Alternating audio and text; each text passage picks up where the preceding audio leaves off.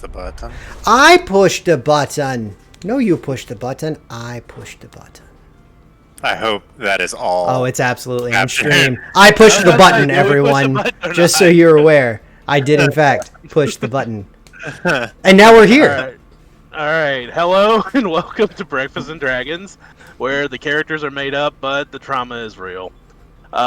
This special time slot that we're in has been lovingly referred to as Brenner and Dragons, because what's better than breakfast for dinner? Not much. Our normal time slot is Saturdays at 9 a.m. EST, so this episode will rerun this Saturday, May 1st. You can also join us tomorrow for the next episode of Thrain, run by Gabriel. It'll be airing here on Forever DM's Twitch, so give us a follow and be back here tomorrow at 7 p.m. EST, because this is our special dual night D&D event we're all excited about. We feel like teenagers again. More D&D. With that being said, let me do a really quick introduction to the world for our new viewers and our old, because we did a lot of stuff off stream. Welcome to the world of Straterra. In our current game, and for new viewers, Straterra has seen many ages during its time. An age of Arcanum, an age of dark age of magic, even an age of heroes, and now we find ourselves in the age of absolution, a time when magic has been severed from the world and is now slowly begins to return. We find our heroes having been brought together by the Church Eternal, all of them locked away within an asylum on the island of Mirkwood. Escaping their bonds, they made their way to the island proper, known as Providence, and the whaling town of Kingsport. Investigating the local rumors and legends as they waited for the ships to return, they happened upon a shadow over the island, one that has caused an emotional lethargy in all of its people. No one here seems to be troubled by the horrors taking place on this island. Finding an unlikely friend along the way, a forge born of ancient Arcadia known as Hearth, led by the desire to know more about this evil beneath the waves that is affecting this island, they follow a recovered memory of Harse and their own curiosity to the ruins of Broken Gate, the remains of a tower once built by ancient Arcadia on a ley line belonging to the Shadowfeld. It is here beneath these ruins of this tower the party finds themselves before an ancient locked door leading into what's called the Heretics Maze. So, with that being said, the moment is yours. We have completed our Short rest. Wonderful. We cut off early due to technical difficulties last time. As we left off, we just killed it. The party completed a short rest, and Hearth stood before the door about to translate the inscription above the door. So, did we complete a short rest after the fight? Yes. Oh, okay. Well, I will mark some hit dice then, because Oliver's hurting at the moment. I believe that's what everybody wanted to do as soon as Yeah. Proceed with other things. I will move on. We actually came back on and finished things out for that one. But hold on one moment, Jacob. Before I used 2 uses of my Channel Divinity Balm of Peace, and you would have definitely been included in both of those. They would have each been 2d6 plus 4. I do not remember what they were. I can Bill, just if you will roll allow it me if you want to. Sure. Yeah. Then that is 10 hit points for the first one, and 14 hit points for the second one. 14 for the second one. Nice. So Sweet. Then I will use less hit dice. mm-hmm.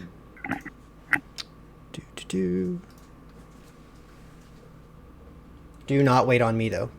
Go on with other things. In this instance, is anyone else doing anything during their rest? I think we covered all of that. Okay. Yeah. Then Hearth will read the inscription above the door. Yeah. With a bit of trepidation, Ben is kind of hanging back, staying close to Larissa. Now, just to recap some things. Killian did find an arcane lock on this door. Yes. Um, My detect magic is done. Yeah. An ancient Arcadian scrawled above this door. Now the door has the same relief, very similar to what you saw on the door coming in, the large door. This one's it's just as tall, but a little thinner. Of a entire landscape of just tortured souls that seem to be wrapped within pinnacles coming from the ground, as in a pierce and rip in the sky, as a single rip within the sky as pinnacles are coming down. This is fun. And above the door, an ancient Arcadian says, "Only the Guardian's heart promises safe passage."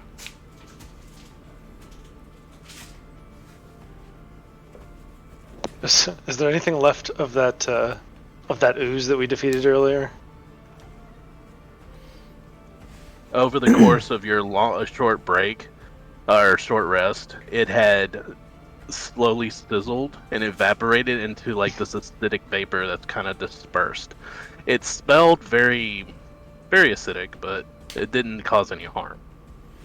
Maybe your allergies acted up a little bit. Trish, you investigated all these statues. Can you remind us what we figured out about these, or did we figure anything out about them? Yes, hold on.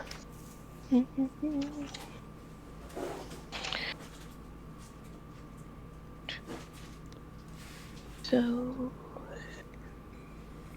Trish is trying to read her notes. So, point to the yellow one in the corner. And says, he who must not be named. Okay, Voldemort, got it. Yeah. And then a point to the one to the top right. And Hearth, correct me if I'm wrong, this is the mother of monsters. The mother, I believe, is in the bottom right corner. Bottom right. Sorry if that's what you said. Yeah. Sorry, y'all. I'm losing my voice. Okay, so this one's mom. The top left. that one's the if according to my notes, and I could have this wrong, is the father of monsters. Okay, Yes. Dad. That's this one here. Oh. Wait, which one's Dad? This one. Top right. Okay. Top right. And the other guy's nappy. Yeah. Okay. The Eternal Dreamer, I think is what it was. Yeah, the Eternal Dreamer. It's Lil Cthulhu. Oh my god. He goes play with Nyarlathotep. He's the crawling chaos because he can't walk yet. I love that cartoon. I do too. It's far more palpable than this creepy, spoopy shit is. Yeah. And the seal in the floor looks as it is. Yeah. Do you guys hear that seal? It is on the floor over there. Oliver pulls out a club. Aww. Really? No. Hey. Horrible.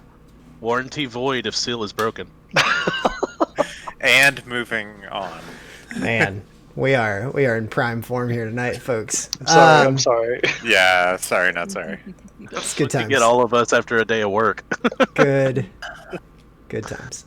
Oh, hang on. When we went over here, we found all these canopic jars, and this is talking about the heart or some shit. Can we? I'm gonna go investigate these jars. Okay. Is there any like markings or writing on them that identifies what's what? So, looking into this room, you see a lot of these jars have just been cast aside. Some of them smashed, broken, dust coming out of them. They have motifs on the top of these jars that symbolize different prime gods. But a lot of those have been thrown to the side. You see where they kind of started to practice. They almost look like they were transitioning to a new pantheon in a way. And then, without even having to roll an investigation check, just looking at it and being that you are an archaeologist in your background, it almost looks like they just completely started ignoring this ritual.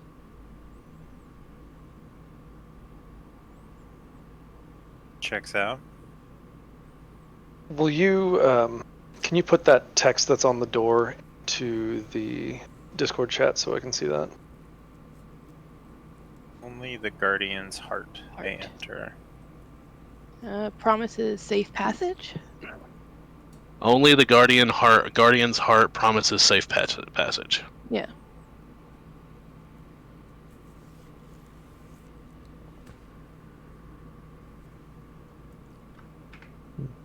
If need be, I can take care of the arcane lock, but Well, I mean, so can I, but I'm more worried about the safe passage.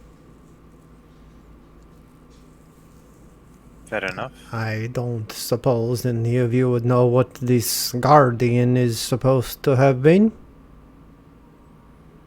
Besides that ooze, can't think of anything. No. Hearth, do you know what it could be referencing? Parth is going to look at all 4 of the statues and wonder aloud. I do not know these gods. I wonder if one of them would be a guardian for the pantheon of those who built this place.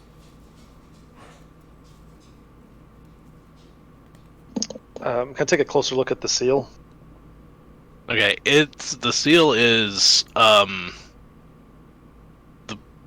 it's set in metal, as if the floor has been carved away and this has been placed here. Roll me an investigation check. Sure.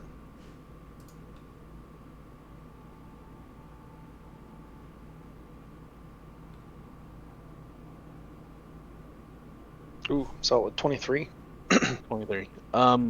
Peering at the seal, peering at the statues, looking at the age of this tomb, and its construction. The statues and the seal don't match, as if they were brought in later. Right. Okay. The statues and seals match each other. They just don't match the rest of the. Yeah. Okay. That whole feeling that you've gotten since you've got here with discussing with Ben of like a childhood home you've come back to that someone's renovated. They tried to rewrite what this place is. Is the writing that's above the door is that new, like the statue and the seal, or is that old? That is old. That's useful. Okay. Interesting. I believe that when we first came to this place, came through these doors, what I had read, may they never feel the light of the Kahatia again. Perhaps this place was used to exile those that were viewed heretics by the Arcadian Empire, and in an act of revenge, perhaps it has been flipped. If Does I seem that may, way. what is this Kahatia? Kahatia are the pantheon of gods that dominated the religious belief and worship of the Arcadian Empire.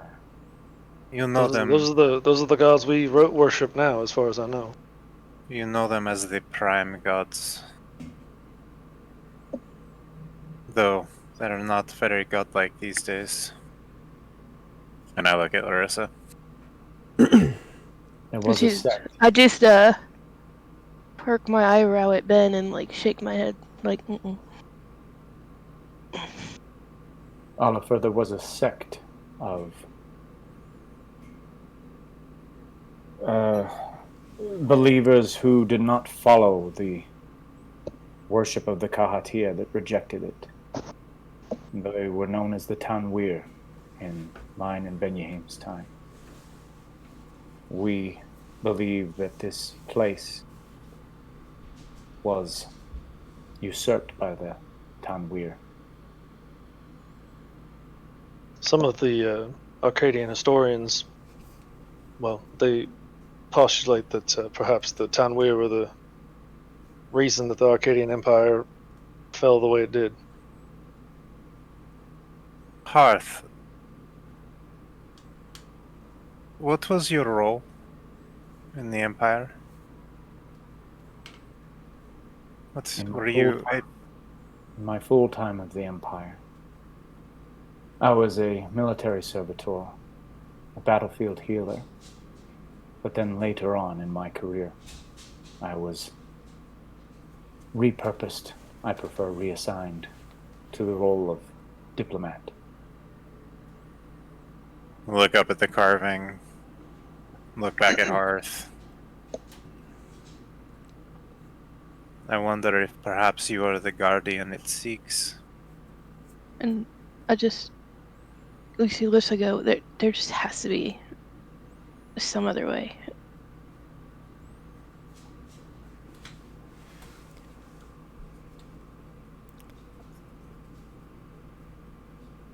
Bill, would I have ever, as a Forgeborn, is there any iconography of guardians associated with the Forgeborn? Towards the end of the Arcadian Empire, there was experimentation in creating artificial arcane life in the form of constructs. Most of them were clockwork golems, without a soul or without a mind of themselves. The pinnacle of their arcane technology would have been the Forgeborn. So how you viewed the Forgeborn depended upon the Magister. Some of them saw him as a machine or a tool. Some of them saw him as a living being. Guardian is such a derogatory term. You just... maybe not. Without actual knowledge of this place, you may not know. Right. I want to go look in these other rooms. We didn't really get to search these a whole lot. I think Oliver just kind of glanced in here. They did.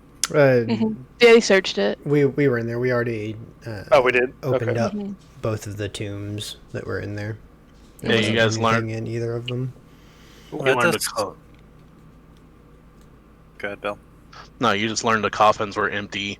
They had shackles bound inside, and Ben postulated that it was for punishment and magical seclusion of mages. Because this basalt... That was the room on the left. I was talking about the room on the right over here. Yeah. Yeah, Same that's... Yeah, Okay. Hearth and Alifer went in there. Okay. But you can, by all means, go in there. Hey, let us examine what we know. This place is close to the Shadowfell. We know that Hearth, from your time, we know that there was a falling out of sorts with the rest of the Empire. We know that they are shackling and caging mages in these coffins, or at least people connected to the weave. Otherwise, there would be no point in a material. And he reaches into his satchel and pulls out a chunk of the same basalt rock. There would be no point in a material, much like we found buried inside us. And he kind of pulls his shirt aside and shows the scar.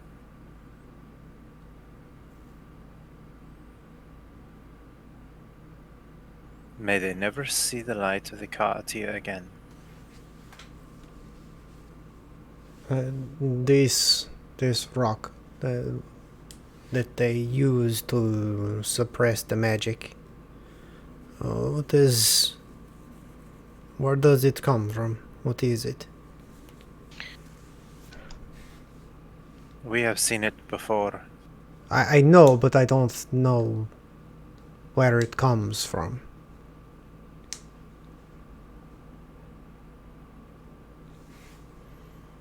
It was... I don't know where it originates, but we saw it on another plane.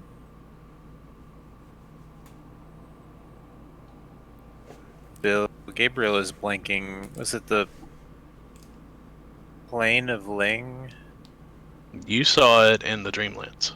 Correct, but the plateau where the Lingmen were From. doing their nonsense. You guys were never on the plateau thing, but you did Correct. encounter some Lingmen in the Dreamlands. And they were manipulating the Kuatoa. They were manipulating the Kuatoa beneath Uthar. I can't tell you where it's coming from, but we saw it in another plane, in statues very similar to these. That one in particular. And I point at the father.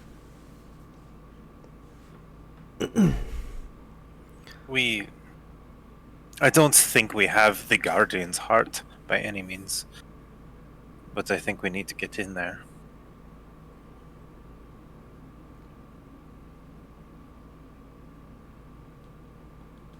Well, do you want to do the honors or should I? It seems mostly to me, not knowing what else is going on here, but if the purpose of this place is to stop those that can touch the magics from doing so, the only guardian that I have seen is that rock.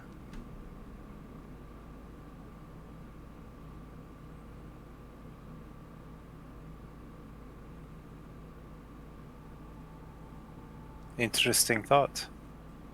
And Ben takes the chunk that he has and holds his hand out, and the rock floats away from his hand up to the arcane lock. Just to see if there's any reaction. As this rock just eerily floats in the silence and the dust of this room, it floats up to the door. And a minute passes. 2. Nothing. Kind of frustrated, Ben walks forward just a little bit and retrieves the rock, puts it back in his satchel, sets his staff down, and his staff just stays held aloft by the mage hand that he uses with his telekinesis. And he brings his hands together and expands them, and there you can almost see like a cat's cradle of energy in between his hands. And he rotates it slowly and attempts to unravel the magic of the arcane lock with a dispel magic. Okay. What level dispel magic? 3rd. So just base. And as he does it, he says, "I promise nothing as far as something coming out of here." And I am thematically trying to roll back the energy, almost as if undoing the energy of the incantation as Ben focuses things temporally. Hearth is going to reach out and touch your shoulder. Thank you. And casts guidance upon you. Okay.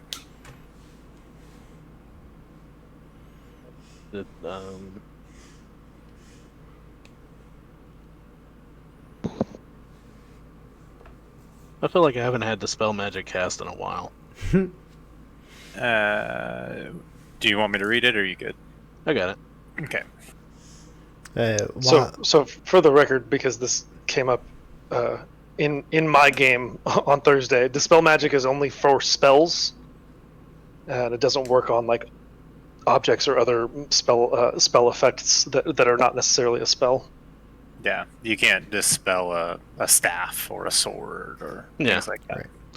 Right. But you can dispel a magical lock. If There's it is a also- spell. If it is the arcane lock spell, then Yeah. yes. Okay. Roll. You're gonna give me a DC. Which right here. For spells 4th level or higher on the target, make an ability check using your spellcasting ability to DC equals 10 plus the spell's level. And does guidance go to ability checks? Yes. Yeah. One ability check of your choice. D4. Okay, so that is 3. Oh, We lost We Bill. lost- We We just- lost the DM. I rolled a 20, guys. guys, rocks fell and God died. God, we lost the DM. Oh no. Oh, my internet!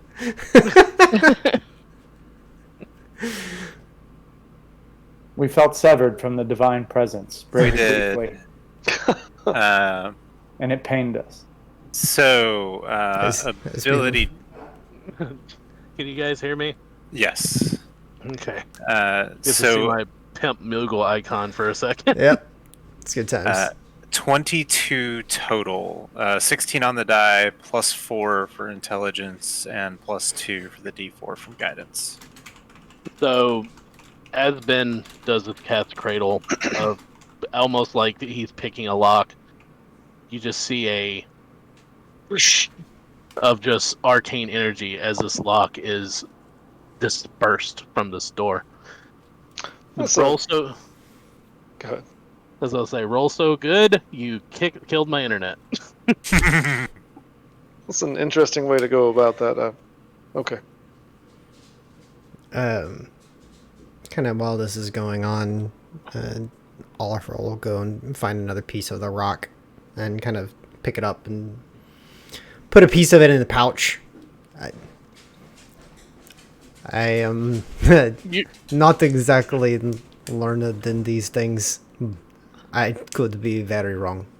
You find a good-sized chunk that came off of one of these coffins over time. But if we can take some with us, we might as well. So, as this lock shatters, you start hearing a grinding and a groaning noise as the door starts to open, and as it gets to a certain as soon as the doors wedge open a little bit, this intake of air comes rushing in and blows this dust out in your faces as the seal of this humongous chamber is opened up. Killian puts a hand out in front of him, and the dust disperses around him. Like And a- you see a before wave. you a wall.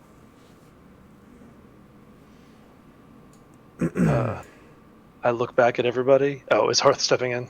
Oh yeah. Okay. And as you go to step in, Hearth, from the distance and darkness within this, as the door opens up and this intake is almost it's breathing for the first time in over centuries, you hear this distant, low. That didn't come Yeah, through. It's not your coming through. Discord's Moaning. canceling out the noise. Moaning. Like a sexy moaning. No, like I don't Like know. I- super I- spooky. I don't know. I don't judge your kinks. You might get off on these. That's fair. That's fair. I appreciate that.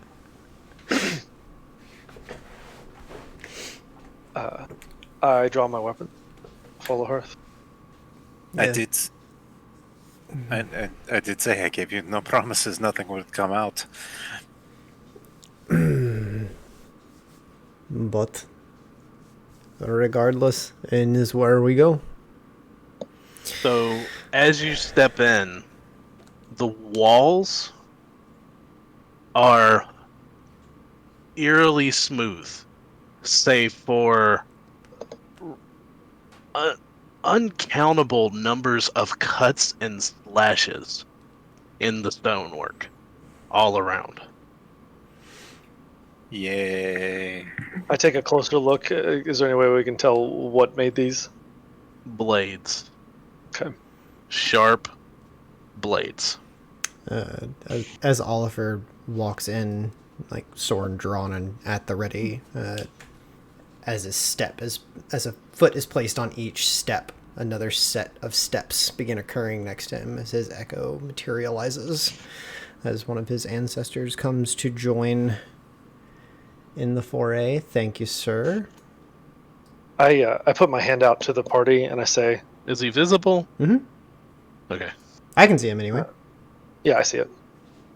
I put my hand out to the party and I say, now places like this for heretics, imagine were not designed nicely for the heretics, and considering that we're about to go in here, good chance that there are things in here that are designed to maim and kill and do unpleasant things. So just tread lightly.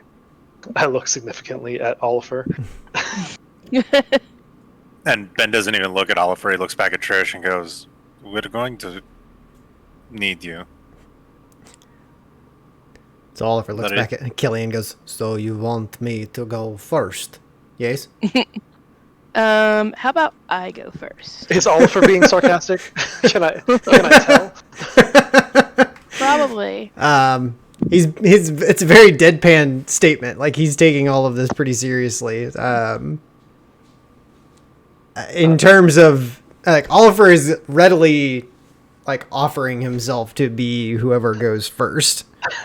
If somebody needs to be up there to take some hits. What I'm saying is we should try to find the things before we trigger them, so as to prevent harm from you. Right. So And in that case, I suggest Larissa. Yeah. So I'm gonna look back at the yellow road figure one more time, and then look forward and look back and just. When you look back at him, when you're by yourself in this room, you It almost looks feel back like at you. you almost feel like the statue's looking at you, like the hood of the statue, and then when you close your eyes, it's looking forward again. Had to happen at some point. Yeah, Spook. not do it again. I was like, she just remember, like, not talking to you today. I'm not talking to you today. Like, kind of pushes past and goes in front of Killian. As Larissa moves up, Oliver will look to his ancestor and give a nod, and a very light-footed Furbolg will follow closely behind Larissa. These hallways are tight. You're able to squeeze past Hearth and Killian, but these are about 5 feet wide. Okay. I'm gonna start checking for traps. Which way? Let me see. You have left and right. Which way are you choosing? What could go wrong if we go right? I want to follow behind Larissa, like looking over her shoulder, kind of also looking for traps. Is everybody okay to go right? Yeah, go for it. Cool. We're going this way. All right. As I'll take control of your character real quick. As you get to this corner, roll me a investigation. Oh. Come on, D&D Beyond. I'm using a lucky on that. I'm using my last lucky. They're just 8. I'm gonna be the person who gets our party killed. That's not any better. That's an 8. Can I give her advantage or also make a roll? He did say. If you are assisting her, this usually I like it if it's announced beforehand, but I'll let you do it. I said I was following. I said I was following after her and looking for traps as well. Okay. I might have missed it. Okay. Dangers of playing online. It's all good. Okay, so roll one more time.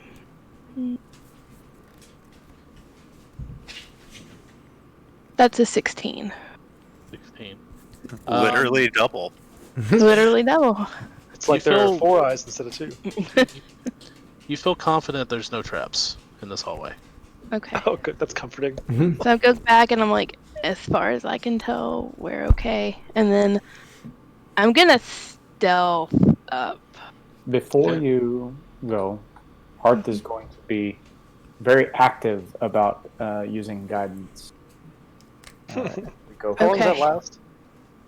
Oh, it lasts for Oh, it's a concentration spell, isn't it? yes, It's not long at all. up to 1 minute. So Okay. we'll be Okay. That helps. Yeah. So 1d4 2 ability we'll be checks. given yips every Just booping you. booping. Okay. So As I step into the hallway, I look at Oliver. Do you mind if I go in front of you? No, I'll be back here, and they will be up there, and everyone will be as safe as they can be. that's a 12. But I'm gonna move myself up to this corner. Okay. You see a bend in the hallway. So, do you want us to I'm check gonna- for traps every time we round the corner, or are you going to let us know when we need to check for traps again? I'll let you know. Okay. Basically, say, what I'm I'm doing, I'm giving you a certain distance every roll. Got it. So As you go to, as Oliver, as you near this last corner with your group, quicker than it opened, you hear a grinding and the door shuts. Oh, that's fun. Well, just kind of looking back. it was No way to go but on. a good thing we were planning on going forward, yes? Mm-hmm. It remains to be seen if it's a good thing or not, but I don't think we have a choice now. Oliver, as you look back from the door towards the group, you see Ben, like, kind of cagey. Like, looking around, kind of that, like, claustrophobic feeling. Takes a deep breath. Tannen comes and just headbutts the hell out of his arm and his hand. And they continue forward. At Larissa, with your stealth check, give me a perception also, Oliver. Oh, a perception. From the back. Oliver. For perception, that is a 16. 16. Okay. So, simultaneously, Larissa, as you are moving here, you hear this shuffling and sliding noise as this bound and wrapped creature comes around the corner. And Oliver, in the darkness of your sight, about right here, you see another one.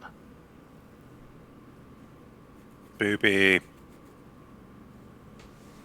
Following the hall, these creatures are emaciated and wrapped in these old linens and pieces of attire that they were wearing before, as their jaws are just hanging open and their feet are sliding across the ground.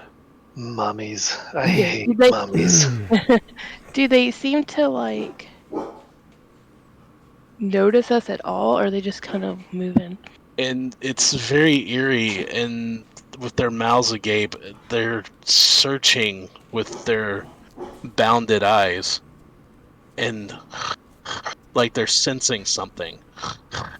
And this heavy breathing or noise coming from them as one stops in front of you and looks at your rapier. I Is got your this ra- from the arcane grave. is it magical? It is. I got it from the arcane grave. It is. Actually, you. I think. If it came from the Arcane Grave, you might actually recognize it. Yeah, it's cast Misty Step. And this one, doing something very similar, Just heavy breathing, looking around. He just looks straight up at Oliver.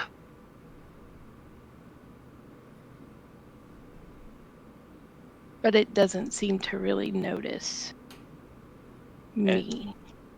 As they stop, their movements very janky and very uncontrolled, as if a corpse animated. They both just let out their mouths open. Very, unnaturally, as they scream and just start running towards both of you. Yeah. All Gonna right, throw well. a sacred flame. I scream back. So, This is just mummy references over I- and over. This is not gonna stop. This is not gonna stop. Fair warning. Larissa, Hearth, Oliver, and myself all have Gift of Alacrity going. okay, so what we're going to do is we're going to roll for initiative. All right.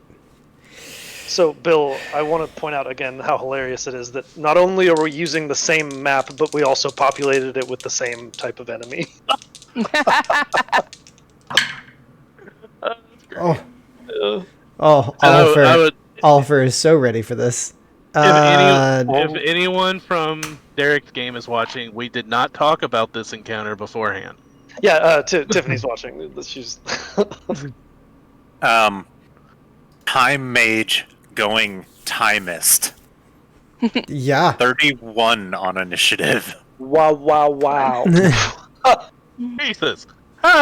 Mummy still go first. Anybody else got that really horrible Mummies Alive theme song stuck in their head? I think you're the only Um, fortunate one. Yeah. With my +8, I got a 20. So Okay. thanks. So. Alright.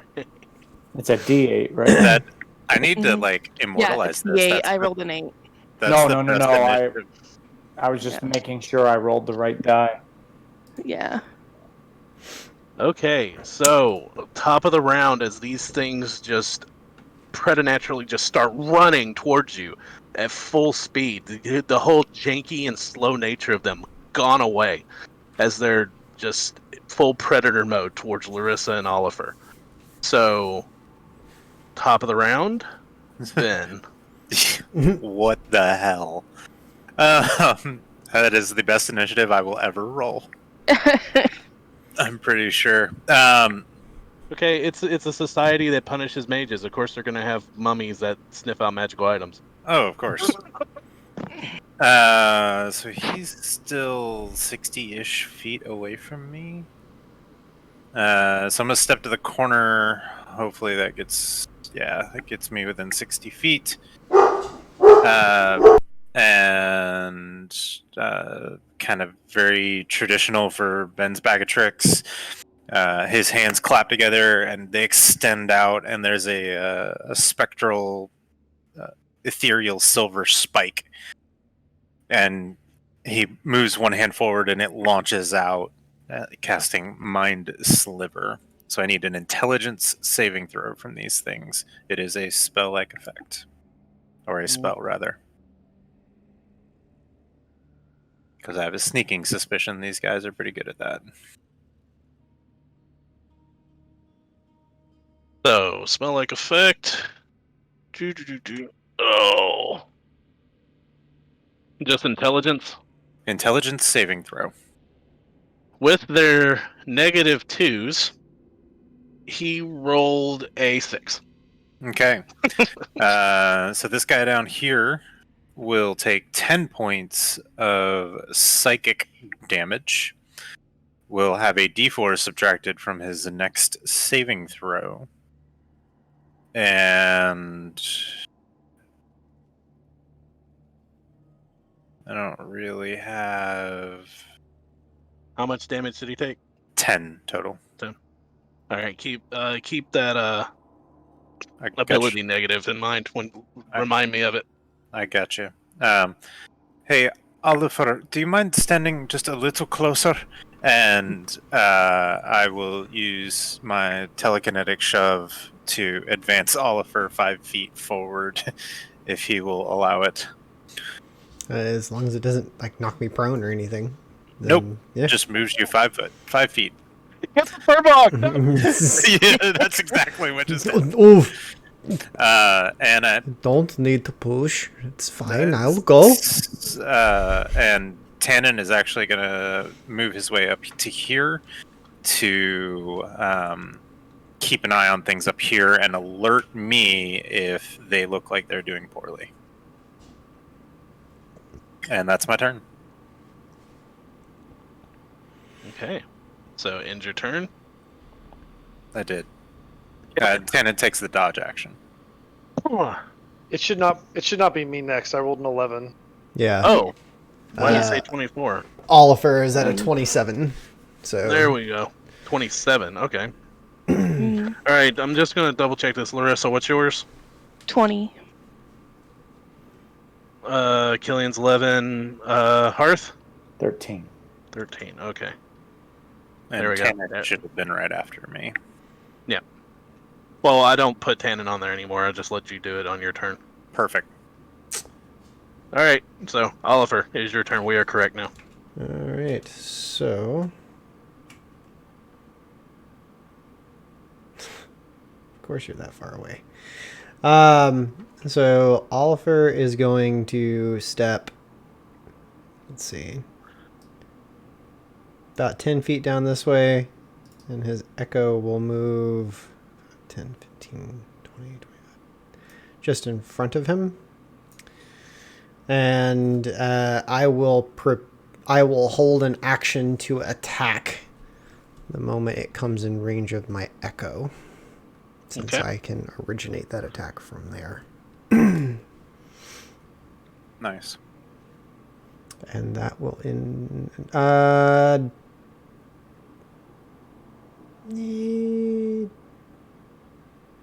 Yeah, I'll end my turn there. All right. Next up is Larissa.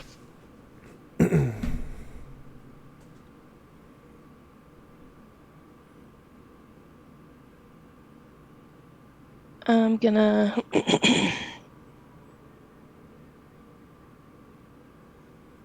I'm gonna use my insightful fighting first. Okay.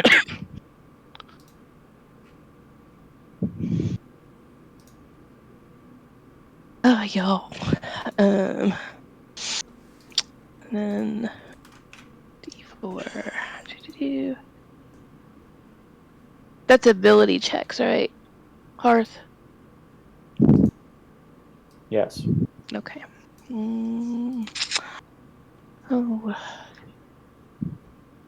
Can't see what that roll. Oh yeah, so that's a 10. It does not. You can't read this one. Hmm. Just something in the way it moves as it's running towards you. You can't anticipate its next movement. I'm going to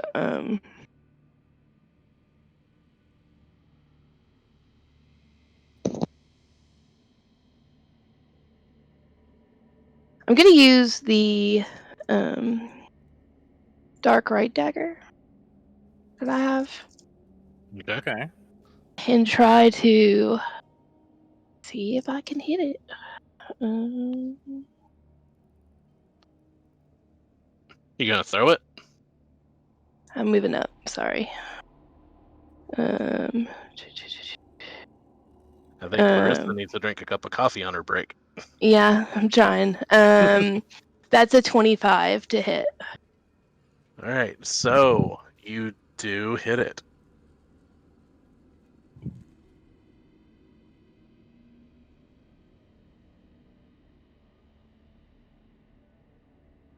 7 points of damage.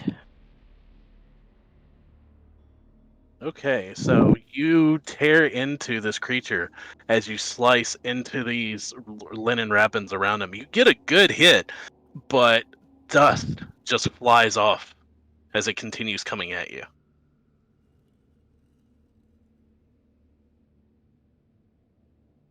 So, end your turn. Hearth. I'm going to move past Killian and cast Sacred Flame.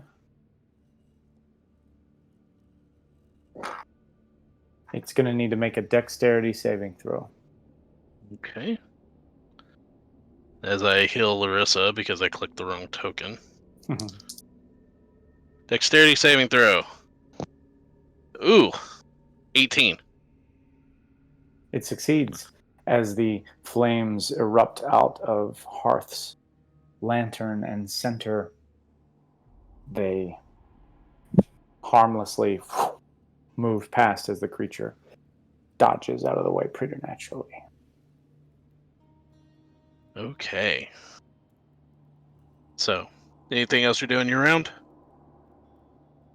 That is... see, that is all. All right, so ending your round. We go to Roth after you did you end your turn? Oh, yes. Sorry. Okay, cool. I palm 2 glowing purple bullets out of my pouch, jam them into the same pistol, and I kind of lean down the left little corridor here to aim at the mummy that I can see, and I'm going to Eldritch Blast him.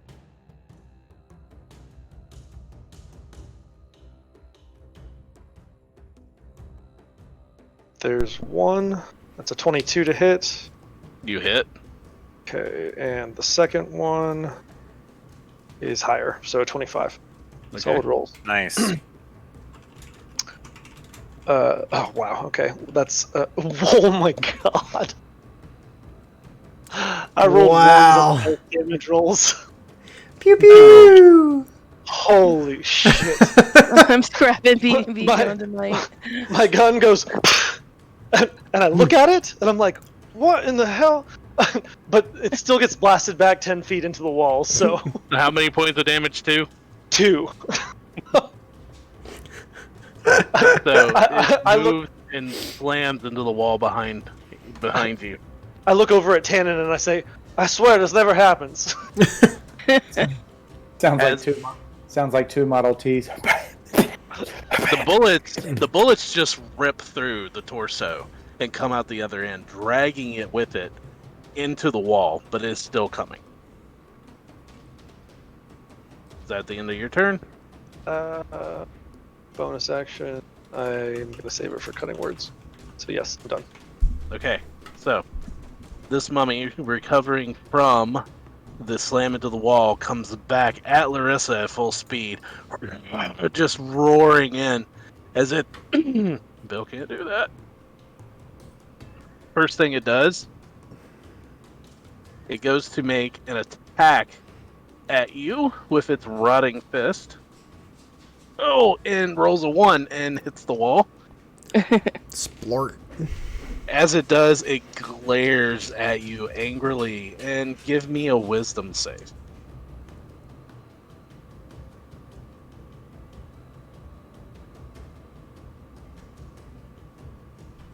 That's an 8. An 8. Oh no! Yep. Oh I'm out of boy. lucky. You are gonna fri- get the mummy rot. you are Yeah. frightened of this mummy until the end of the mummy's next turn. Okay, that wasn't his That's his not rot. too That was bad, just his frightening glare. But you are also paralyzed. Shit. So you are frightened and paralyzed as this mummy is just glaring at you. This one, let's see.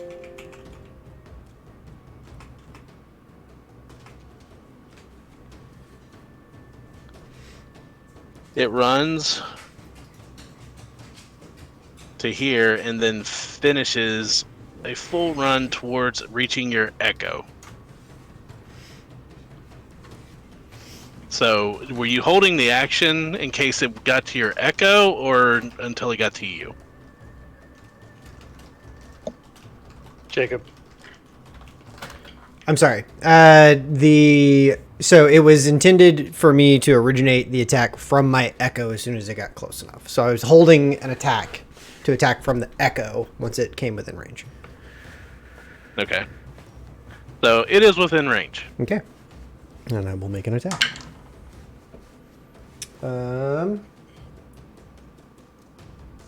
That is a 17 to hit.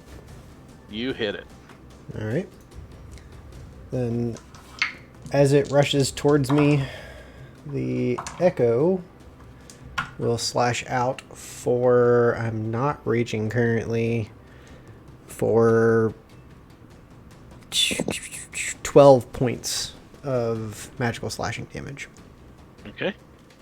It takes it, cuts a good swath into its chest, but is still coming. This hollowing, cracking noise as if hitting a dry branch or a dry bush you hear as it cleaves through its ribs. Okay.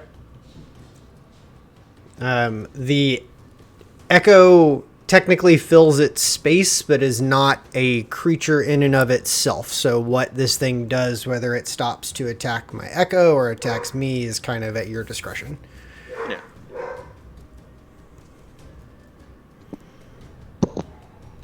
Then it's your turn.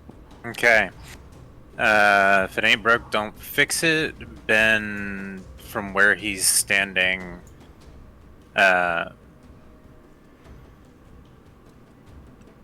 kind of looking over, seeing Tannen, knowing that Tannen can see the others, and looking back at Oliver, going, "We're getting too spread out." Oliver, we're too spread out, and he will once again that translucent silver spike, and he'll shove it down through his hand, and it vanishes, but it seems to come from the stonework above the zombie and lands down through it as he casts Mind Sliver yet again. Intelligence saving throw, if you please. And it has the minus D4 on this, correct? It does. Okay. So minus D4. So minus 6 in total.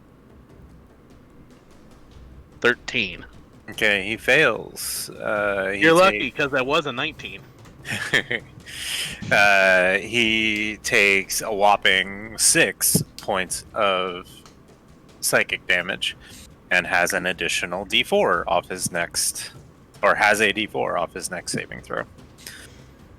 And Ben will freeze with indecision for the rest of his turn. At the end of his turn, Tannen is going to take the dodge action and wait and just keep an eye and kind of be the link in the chain. And that's it for me.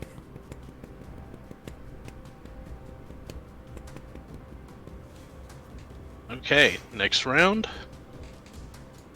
Or next turn. If this thing is continuing, has not progressed beyond my my echo. It just took a echo hit to the chest. Okay. Then I will just continue to make the attacks from my echo and leave it at that. Feeling the panic from Ben, I will go ahead and go into a rage. The spirits of the ancestors flitting back up through the air more tangibly once again. And I will make 2 reckless attacks. The first one is a 26 to hit. Oh, yeah, that hits. And the second is a 22. Both of those hit. That is 9 plus 7 for 16 on the first one, and then 16 again on the second one. So 32 points of damage between the 2 attacks. Alright, so with that first hit, you break several bones, cutting through, and an arm falls off. And then on the return hit with your greatsword, you hit him again. This time, almost getting deeper into the mummy itself, you feel it connect with something in almost like a wet, sloppy noise as it smacks into the wall, and this green, thick liquid is now bubbling out of its stomach. Or sorry, black thick liquid. I will Oh, turn. I'm sure that's nice. I will turn to Ben. Go to the others. I will catch up momentarily. And that will be my turn.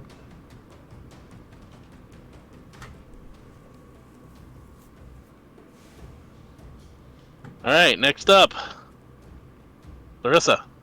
Okay, so I'm You are paralyzed. you are paralyzed.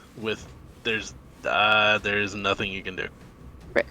A paralyzed creature is incapacitated, cannot move, cannot speak, automatically fails dexterity and strength saving throws. Attack rolls against it have advantage. Any attack that hits the creature is a crit, automatic crit. Okay, but if it hits me, I can still react. Wait, describe to me what you look like. Like, for real, can we tell that you're frozen? Um, The way that the glare says, I think she's paralyzed with fear right now. And honestly, you can't really react. I don't believe you're incapacitated. Yeah, you wouldn't Okay. be able to take actions or reactions. No, So I was you would just saying, just- like, so you would just see visually. like her like standing like straight, like still. The only movement you would see is the shaking of her dagger by her side as she's trying to like keep down the panic and the fear. Just like her arms are shaking. Perfect. Okay, so next turn, Hearth. Hearth is going to say to Larissa as they grab her around the shoulders, "It will be all right." And I would like to take my whole movement to place Larissa here. Get scooped! Yoink. Okay, she's not protesting. Just give me a strength check. well, even if she was protesting, she'd automatically fail it because she's paralyzed. I doth protest. At Alright. least he's not like pick up, eat. I am going to roll again with my inspiration.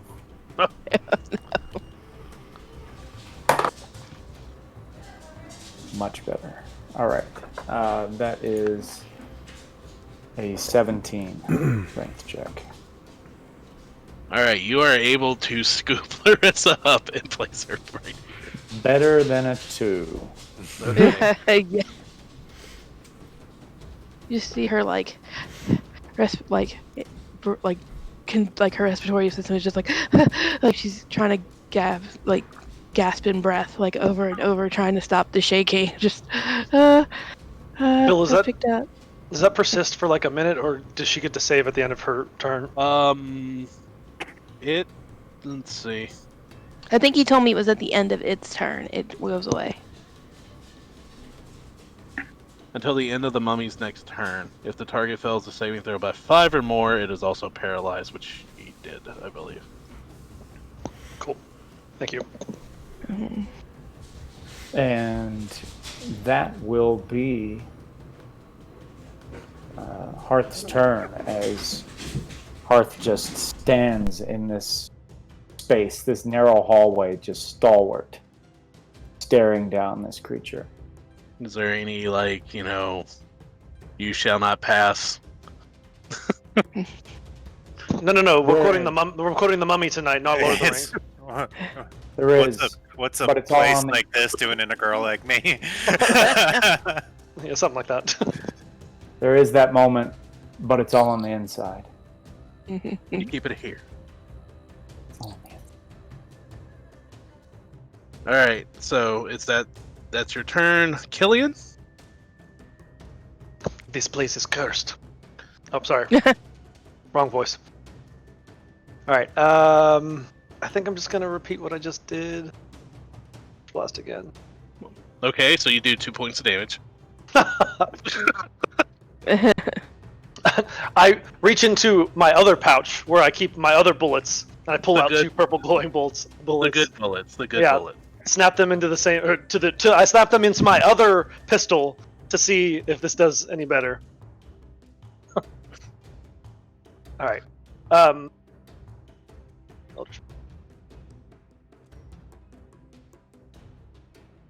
Did I come through?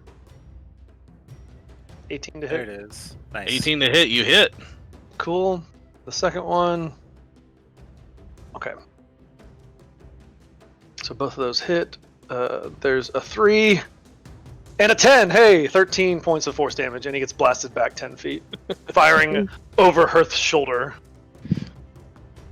All right, so he gets blasted That's a back. little better there. Yet again, blowing bigger chunks off this mummy, breaking away the linen. You start seeing this thick, sludgy like liquid bubbling out of the wounds in its lower gut. I as a bonus action. No, I'm not gonna save it for cutting words. I'm good. Turns down. Okay, so top of the round, the mummy gets back up, the liquid forming at its feet as it runs straight towards Hearth. As it does, it is glaring right at you. Give me a wisdom save. Being a cleric, this should be your bread and butter. Well, should be nat 20 plus Yeah. 7, 27.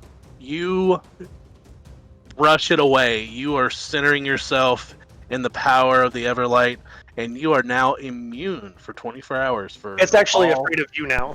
yeah. Yeah.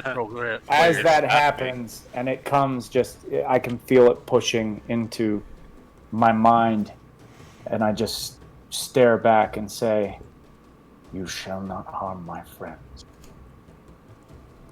With that, a little unnerved and angry, it roars at you and takes a rotting fist and slams it into you. Killian's gonna be your yes man from behind. Yeah, what he said. You are an Man, excellent, yeah. Does Killing- a excellent. Killian just 22 pops up hit you? every once in a while. What? Does a what hit What? me? 22. It does. Okay. Barely. So you're gonna take 13 points of bludgeoning damage and 8 points of necrotic damage. And you count as a creature, so give me a Constitution saving throw. Mm-hmm. 19. All right. So this mummy is dead. So, Okay, back to the top. Looking at Oliver and watching him slay the beast, Ben's panic subsides a little bit. And when Oliver turns to him and says, "Go, I'll catch up," he nods, and he and Tannen are going to switch places. So he's going to run up here to where, from corner to corner, I can see this mummy. And I will mind sliver that one. So a intelligence saving throw from this one. no, what's going on? Oh crap! Pretty much. But this time, seeing it, Ben pulls out that spike and actually lances it at the wall, and it ricochets off the wall to make the shot. Okay, so 11. Okay, he fails. He will take, not bad, 8 points of psychic damage and has a D4 subtracted from his next saving throw. And because he is within 30 feet of me, I would like a strength saving throw from him for my bonus action as I attempt to smash a wave of telekinetic will into him to push him back. Is that a spell effect? No. Okay, 5. Okay, he fails. He is moved 5 feet away from me. So here, I guess, up to the corner. He doesn't take any damage, he's just moved, right? Yeah, he's just moved. Deeply in his heart. Yeah. That is the end of Ben's turn. For Tannen's turn, Tannen is going to come down and keep that visual contact with Oliver. And as Ben runs past Tannen and Tannen runs past Ben, he's like, "Thank you. and keeps going. That is the end of me. So, real quick, out of curiosity, is there any effect happening from Oliver's gauntlets amidst all of this? No. Okay. All right, then,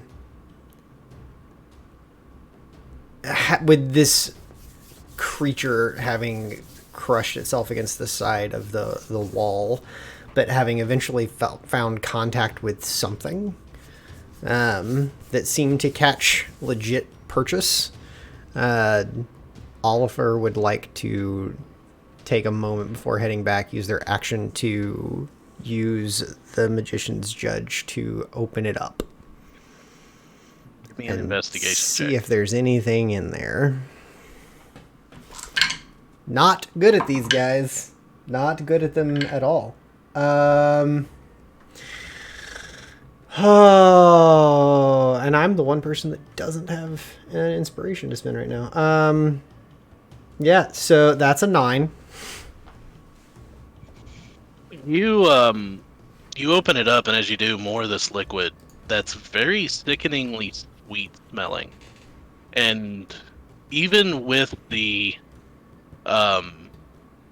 vision before you of it bubbling out of this dried, desiccated husk, you almost find yourself not partaking in it.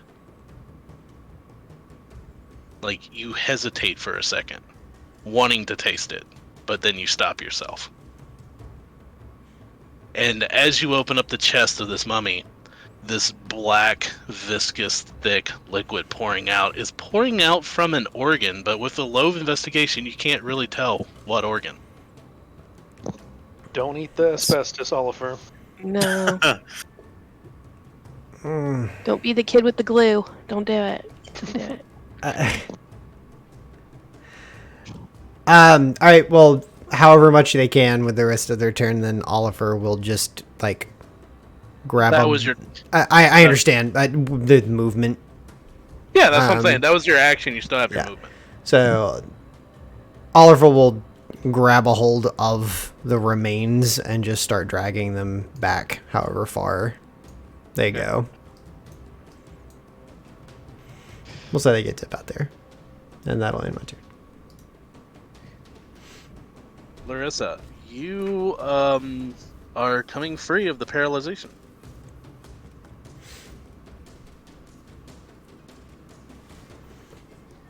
So you can act. I was gonna say that I means you know. actually get a turn.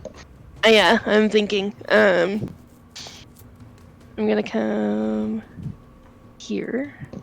Ben does too try much of that. I don't recommend it. Yeah. Haha. I'm gonna look at it and hold up my Summer's Dance rapier and say, "Is this what you want?" And then try to stab it. That's a shitty '90s action line if I've ever heard one. It is. That's a 15. I think she You're doing gets advantage mommy. on her attack for that line. We're doing mommy. You hit. You do Yeah. hit with a 15. So You must not read from the book.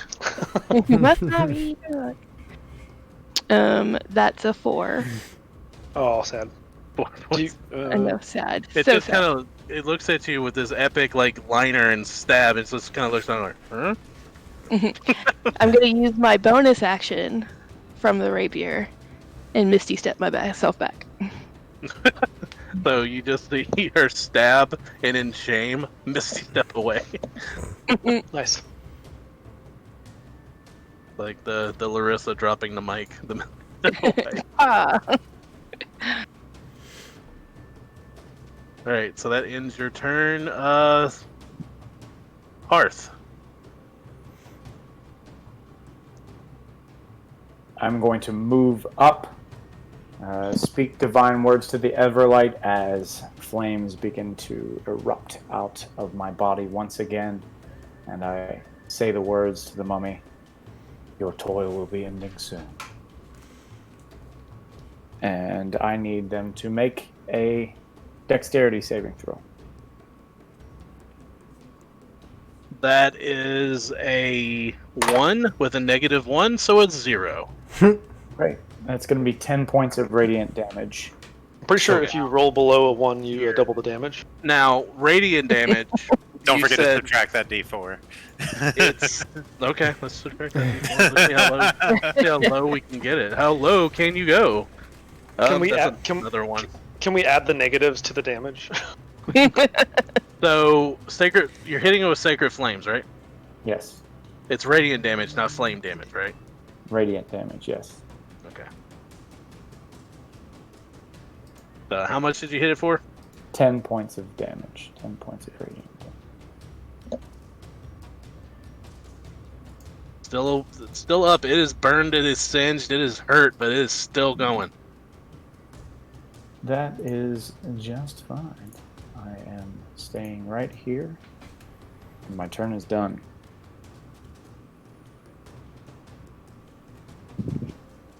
All right. Same verse or third verse, same as the first. I love it. Yep. Yeah. That's a solid roll. 23 and 21. Both of them hit. Damages are 12 total, and he's blasted back 10 feet. Also, I'm going to step here so I can actually see.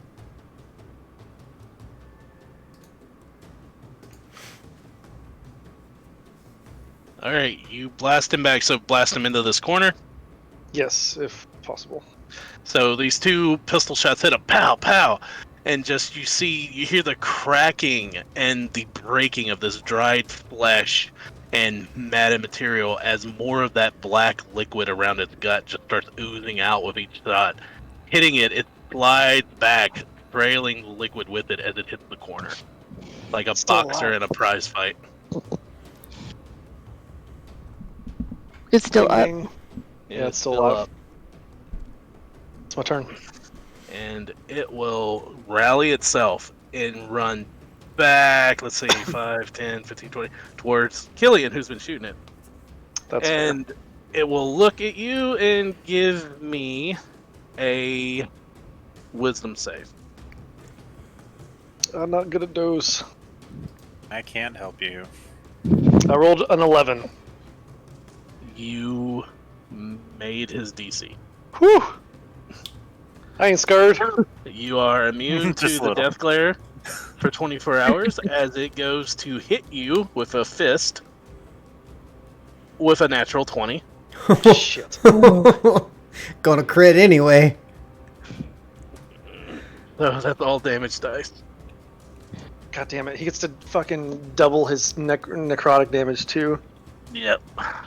So that's going to be This is gonna rock my world. 10. I just died in your arms tonight. That's 19 points of bludgeoning damage. Okay, and Let me get more d6s.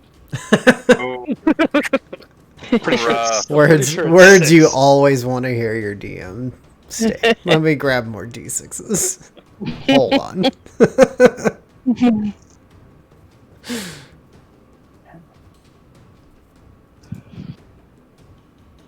Oh, it's almost like a fireball going off. So that's but in your soul.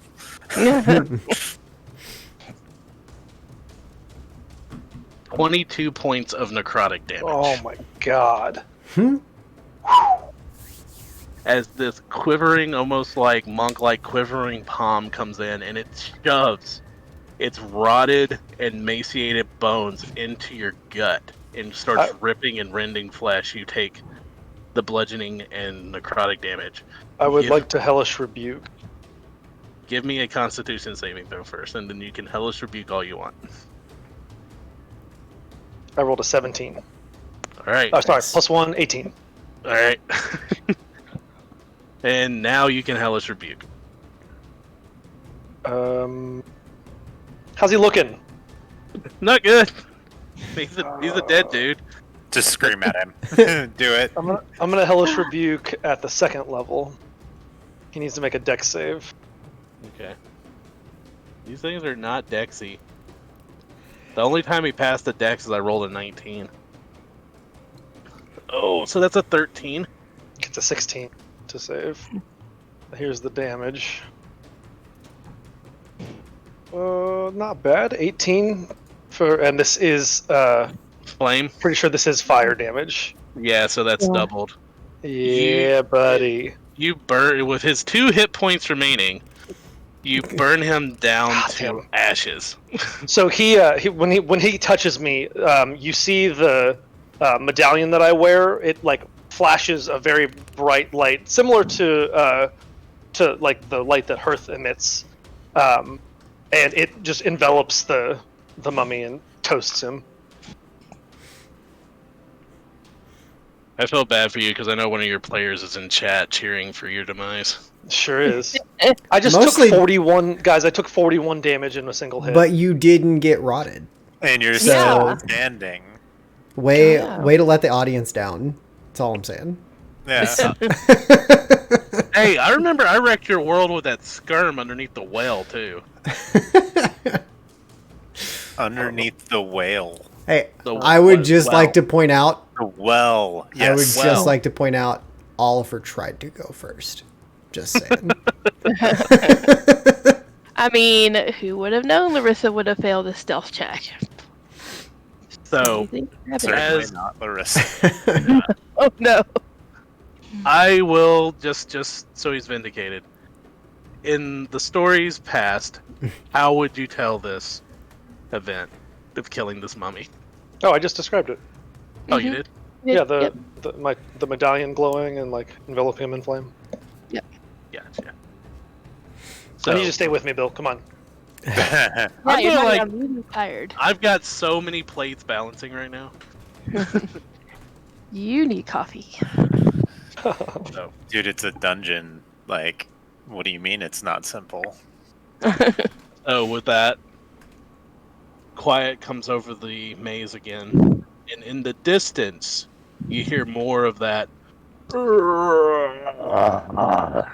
noise that the mummies were making. Interesting. Hearth looks over at Killian. Killian is visibly staggered, like I'm leaning up against the wall, holding his chest. Right about that time, Ben walks around the corner and looks at you and goes, "Oh shit! You look bad." Ursa looks at Ben and goes, "Don't scare him. You might just finish him off." Yeah, I'm pretty sure that that mummy's cursed or something. Would not surprise me. It is a cursed grave of some sort, so it makes sense. It I'd be probably interested. would. You just looks at Killian and says, "My friend, we're probably best in the future to stay behind me. I was behind you. I am much sturdier than you are." By one hit point. Well, And right then- now, by a But then lot. you just hear clang, clang, clang, clang. Yeah. Listen, it's not my fault that they move like the devil, and it caught me off guard. Okay, I was trying to keep him off of you. I Oh, only care for your ow. safety, my friend. I don't reach in my pack. I think I kind of reach a hand up towards Hearth. I think maybe these first, and pull a vial out that Ben's been hanging onto for a very, very long time, and hand you a potion of superior healing. Oh wow. 8d4 plus 8. And I will delete that. And I will not. I will reduce my inventory of that. Oh wow. I feel like I rolled You got 20. 27. 27.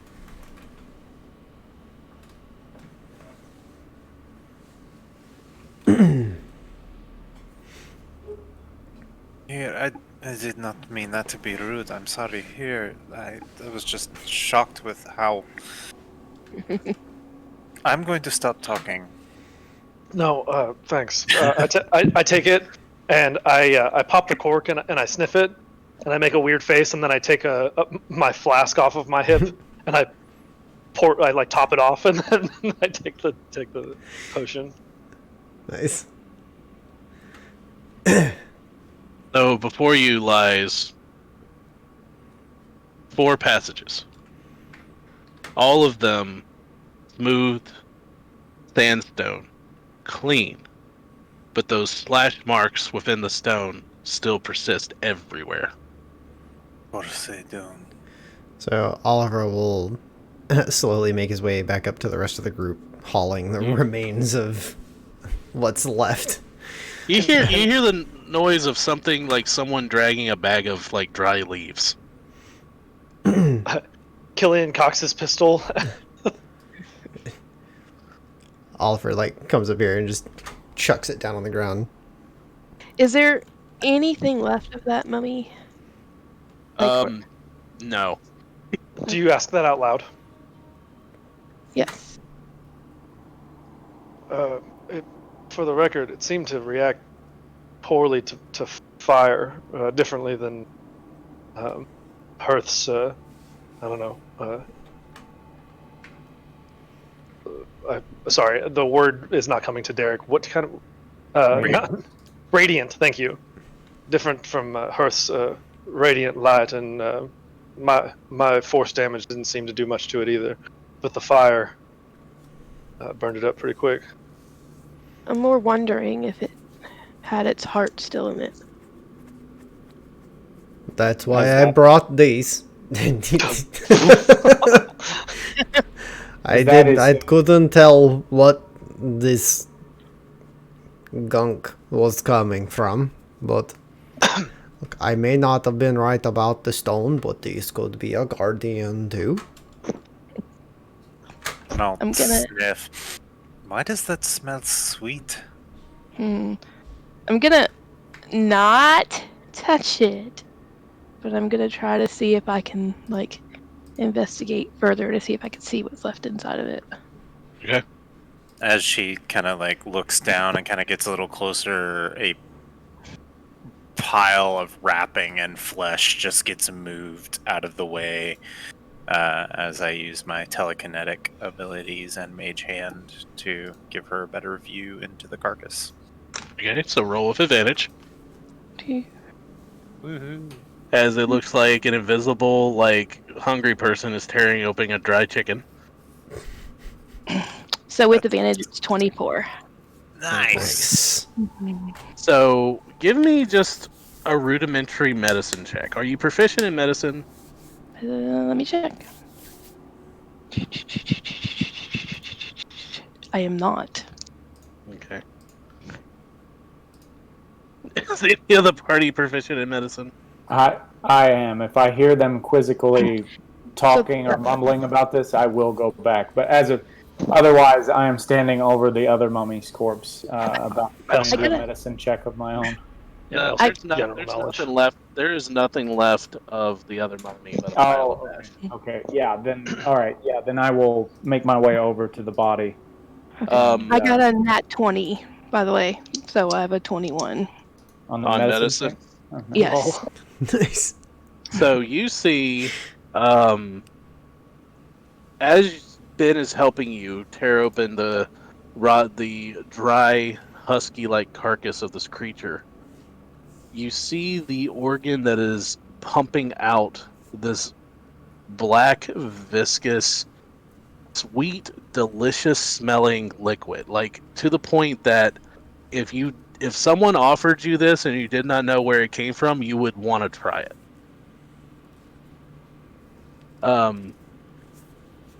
With the knowledge and the medicine roll that you just rolled, it's the stomach of this creature is 3 times larger than the average humans, and it is just filled with this liquid. These are the mummies of Lord Licorice.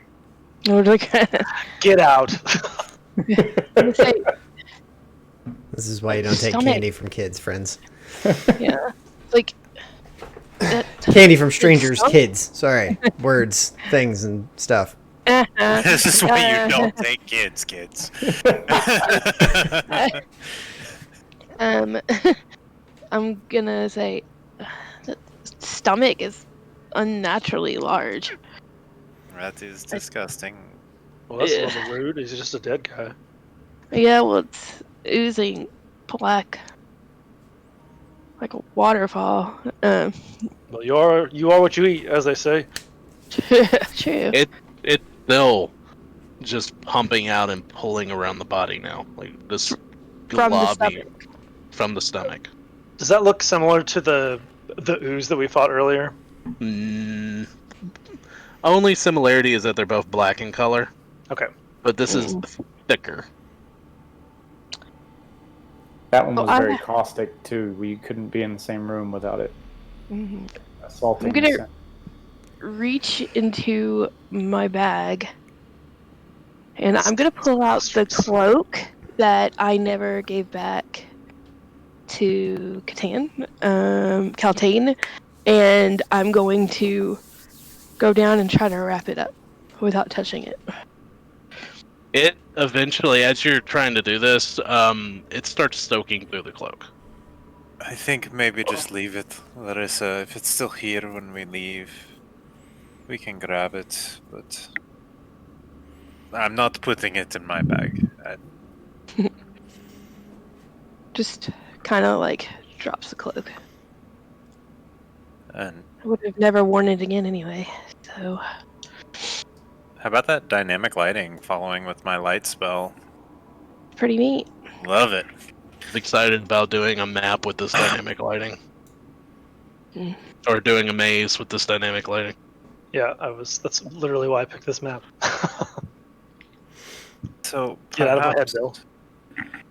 hmm which way would we like to go? I think, mathematically speaking, if we keep going right, we'll eventually explore everything. If it is an enclosed space. Oliver kind of looks at Hearth and Killian. Are you sure you don't want me to go first? Oh, How about you Or go? I just at found least myself here. in the front. I would say, do you want to go after me? Oh, yeah, listen, maybe you just stay close to her so you can step in front if more of those friendly mummies there appear. Right then, perhaps that is best. And Oliver will swap the role. His echo will be towards the back, and he will be up with Larissa at the front. Yes. Like pushing past everybody. Excuse me. Gotta go. Excuse So, Yeah. which Heart way? will also Which- reverse as well, and take up the rear to be a stout. Are we keeping going straight? Or are we Which going up? we can go this way in the hallway we're in, or we can go up into the next, and then there are several branches that way. So perhaps we explore this way first. And double check my equipment to make sure I can actually do this.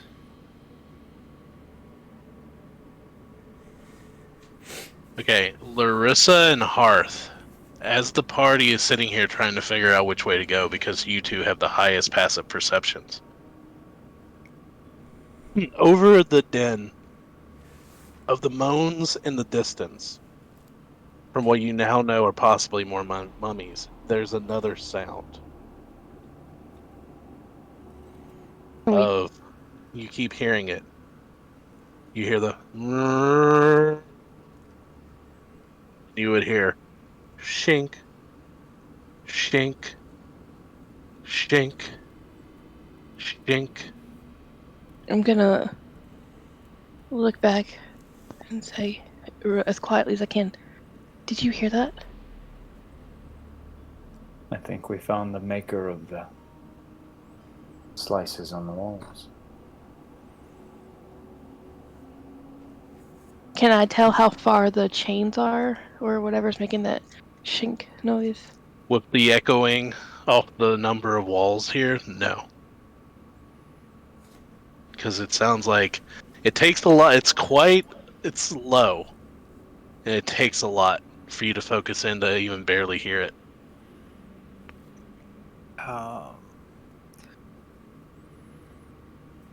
The longer we stand here, the more vulnerable we become.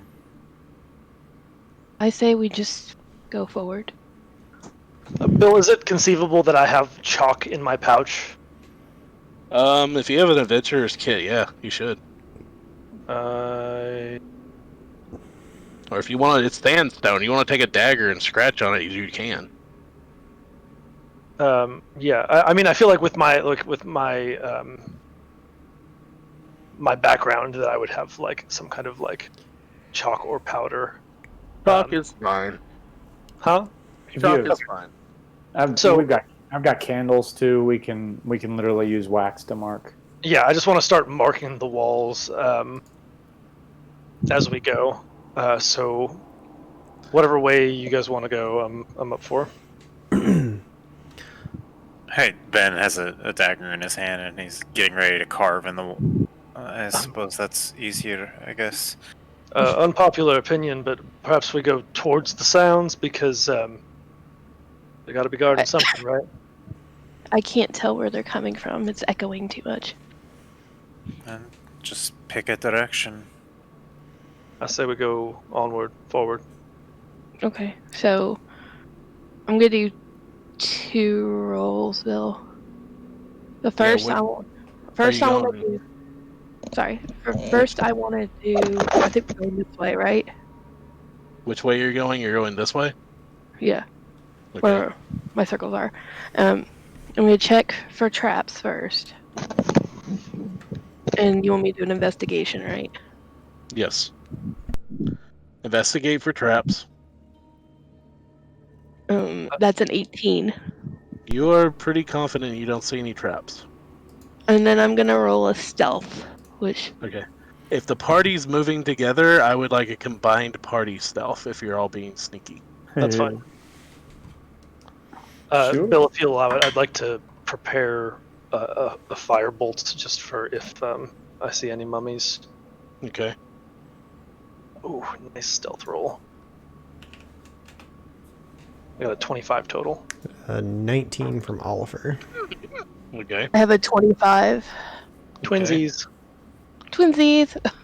7. 7. Ben. That's our distant cousin. Yeah. 12. 12. Okay. So, Hey, guys. I'm above 10. I'll take it. I will move Larissa real quick as you're moving through the maze. You're moving this direction, correct? Straightforward, right? Yes. Oh, straightforward. Okay. Oh wait, was it here or was it here? Yeah, that's what I was saying. That direction. Yeah, we were going here. Yeah. Okay. Wherever you're going, Oliver's like directly Right. behind Larissa. Wherever that So- is. Back, so I'm going wherever anybody is. So you get to here, and you have another decision to make.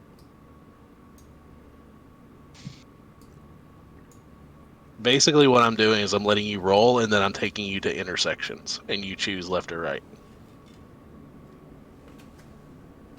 Just go left. Yeah. We've been going right. Might as well go left.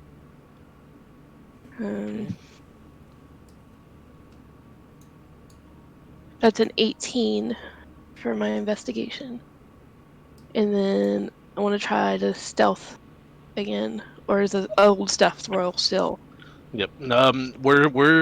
I will tell you when you need to go. When you get to the next intersection, I'll ask for another.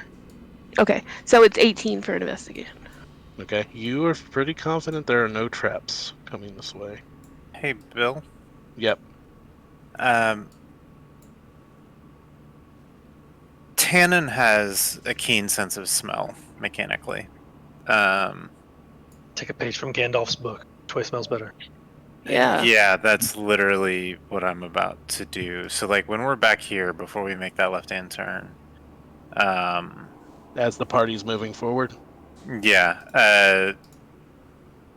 I'm gonna look at Tannen. Which way smells worse? I guess. And I would love to be able to make a perception check with Tannen's sense of smell, to see if he can smell which way there are zombies. Okay.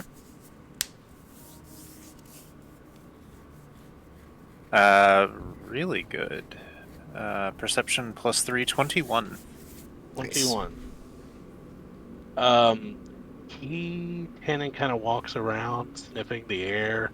No, he's not a bloodhound, but No, but he has keen smell. The He comes- mechanic. You can He make him a comes- bloodhound. he comes to right here, and as he sniffs, you see him go, shaking his So- head. So when we're back there, Ben is gonna stop the group. Be like, "There's something down there."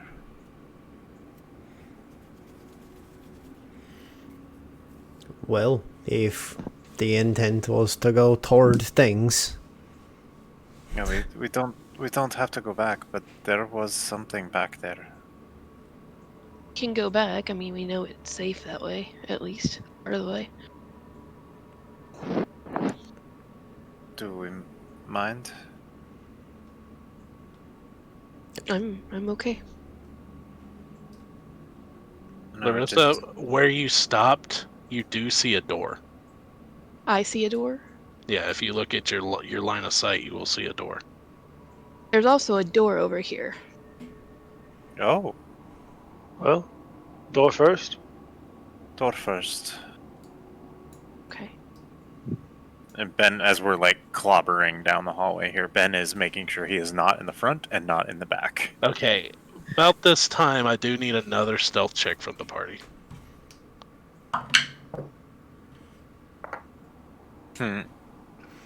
decidedly less good that time.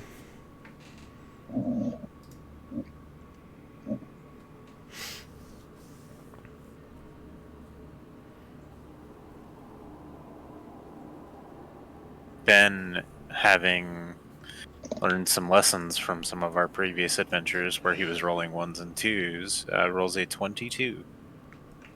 Nice. I have a 20. I have a 24. 21, excuse me. Yay! We're stealthy this time.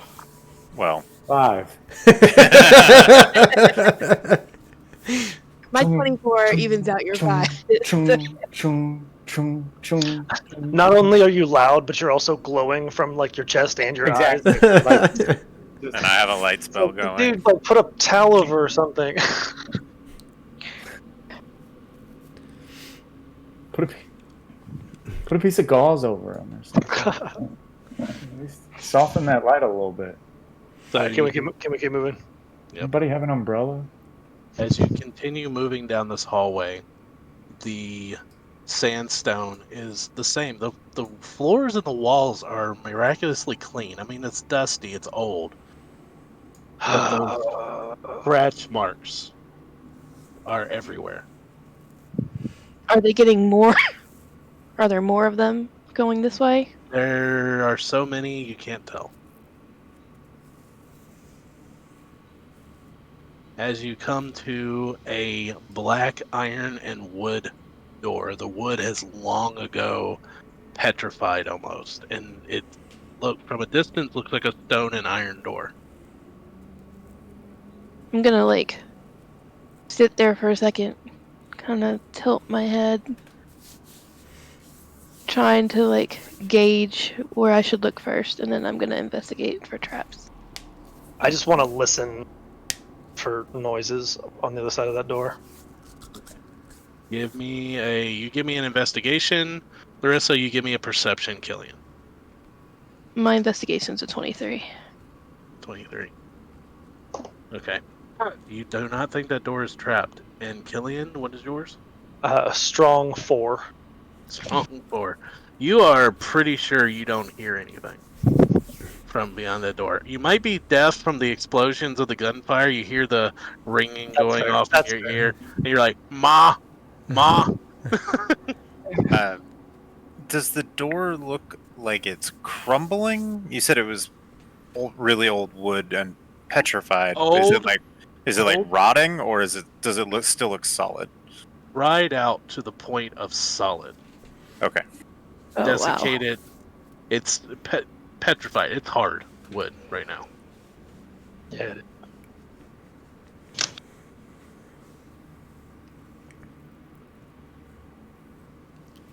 Okay, so I'm gonna look back at everybody and say, are we ready for me to push it open? Do you want to, or would you rather me? I'm okay to do it. I can also do this if you would rather. I'm gonna You know step what? back. You go right ahead. Yeah, I'm gonna say, it doesn't seem to be trapped. You should be okay. Talk about your histories. I'll tell everyone how good at opening doors you. Yeah, how brave you were. Oh yeah, that sounds better. Right, brave with the doors, and he will move up and shove this door open. There is there's no lock. There's a old iron pole that is pushed into the wall. Give me a strength check. I quietly raise my pistol behind Oliver. And Ben's kind of like anxiously looking back the way we came, and then he looks up and sees Oliver taking a crack at this door, and he's like, "Oh!" You say like taking a crack at this door. Oliver just goes up and like just steadily starts pushing on it like it's a normal door, because that's a 27 on the athletics check to. Jesus. you go to push the door, and you notice there's a metal latch on it. So do you keep pushing to the point it breaks, or do you pull the latch? I mean, if there is a handle to. If there was a handle to manipulate, I would have started there. Yeah, that's what I was trying to get across. Not just. Just Kool-Aid man. I kicked the door down. Basically, the way I'm describing it is this door before you has a metal latch that slides into the wall. If you have to pull it back, but it hasn't been opened in so long, I needed a strength check. Your athletics. Okay. Well, then wasn't yes, up. that is. Uses one finger. You slide it, and it struggles a little bit at the beginning, and then as you do, you hear a chunk, and through the maze, you hear chunk, chunk, chunk, chunk, chunk, chunk, chunk. Right, brave with doors, and he just pushes it the rest of the way open. As you open this door, you meet the two smells first in this dark room. Decay, and that similar, very sickening sweet smell.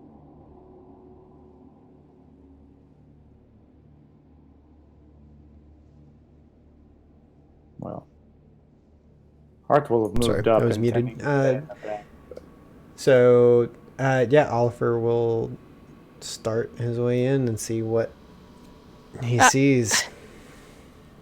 As he like moves in, and she just shakes her head. Be careful. As you step in, Make good choices. Make good choices. You don't have dark vision, do you? Do I as a verbal? I don't think so. No, I do not. But look at the light from Ben's staff just peering into this room in a very dramatic fashion. Yeah. Before you, lying in each corner, are piles of chains, each one attached to dried, desiccated husks of bodies that were once here a long time ago. So does this look like it looks like a prison cell then?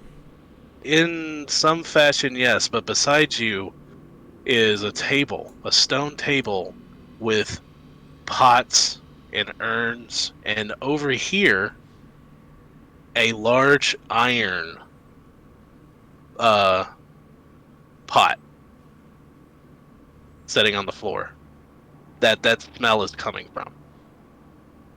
Hmm.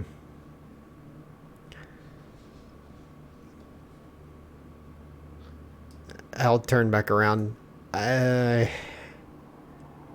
Perhaps one of you would like to take a look at this. Out of all the dust and decay and fill, two things do stick out other than the smells. The clothes that the two caged individuals are wearing do not seem to be decayed. At all? At all. Hmm.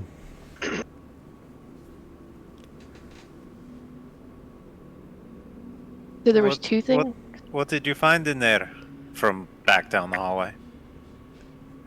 I'm gonna look at Oliver and say, can you quietly go tell Killian to keep Ben's attention away from this room? Sure. The smell seems to be coming from that urn. Just Yeah. be careful. Bill, are those letters actually on that table? They are. There are parchment that's covered in layers of dust, and as soon as you try to pick one up, it crumbles away. Okay. Instead of picking one up, I'm gonna try to very gently blow the dust away from it to see if I can read it. As you blow the dust off, it blows with it. The parchment is turned to dust over the centuries. Oh,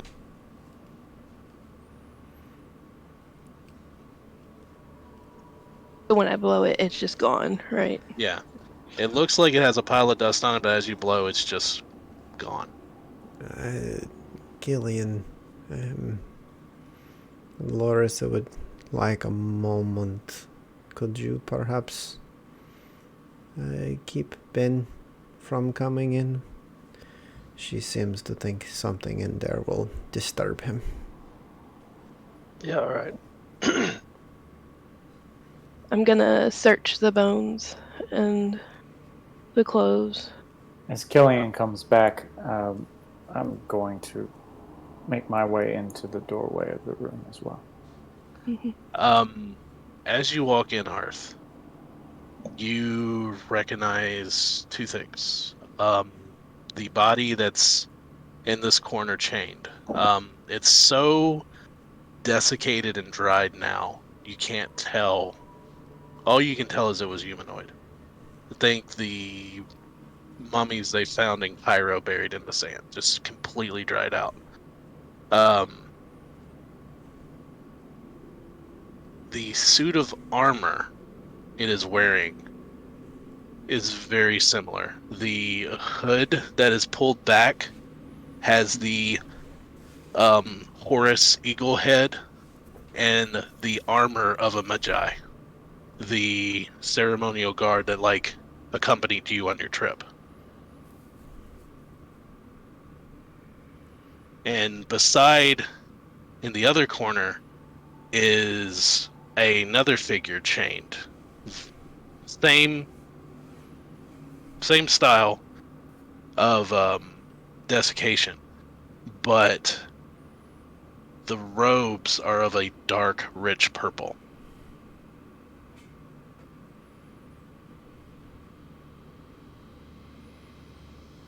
Do I recognize the station of the person who may have been wearing these? They were a magister of a lower circle.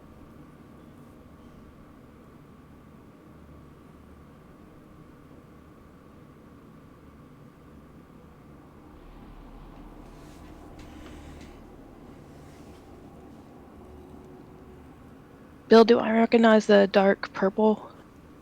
You just see a very nice set of robes on this body. And I'm gonna look at Hearth and say, do you know who they were in general? do not know who the individuals are or were, but one of them was a member of the guard caste, ceremonial protectors, and indicates the one in the armor. This one here was a magister of the lower ranks. Do you think this is the guard the door was talking about?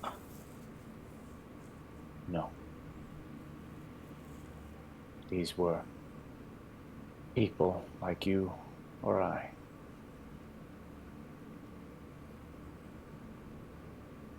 She just kind of looks at you, looks very sad, and says, "To you and I, they are equal. But I do not think whoever turned this, they would have thought the same." That is clear to me. But their opinion matters not, as far as I am concerned. I'm going to pick up the robes. As you do, the body kind of almost light as a feather just goes with it, and if you slide the robes off of it, it's hard to do, but the body slides out of the robes. Robes are immaculate for being in here for so long. As I begin to pull the robes and realize that the body is still wrapped up in them, I am going to just take the body. I assume is not that heavy because of the lack of any kind of water weight, I suppose. Yeah, not heavy at all. Yeah. I am going to take it.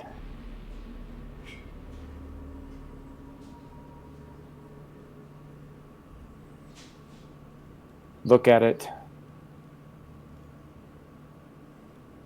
Set it down and look at Larissa. We have other business to attend to. I shall perform rites for these individuals if we return from that business. I'm gonna take a moment and close my eyes, and I'm gonna kind of whisper to Hearth, I'm like, I do not do this very often, and I do not know if it's going to work, but I'm just going to say, just a little, prayer almost, that they can now find peace to the only person I know of the older gods that is still around. And I'm gonna turn and walk out. Yeah. At this very solemn moment, we're going to take a break. Because we're 2 hours in. Oh, Boopy.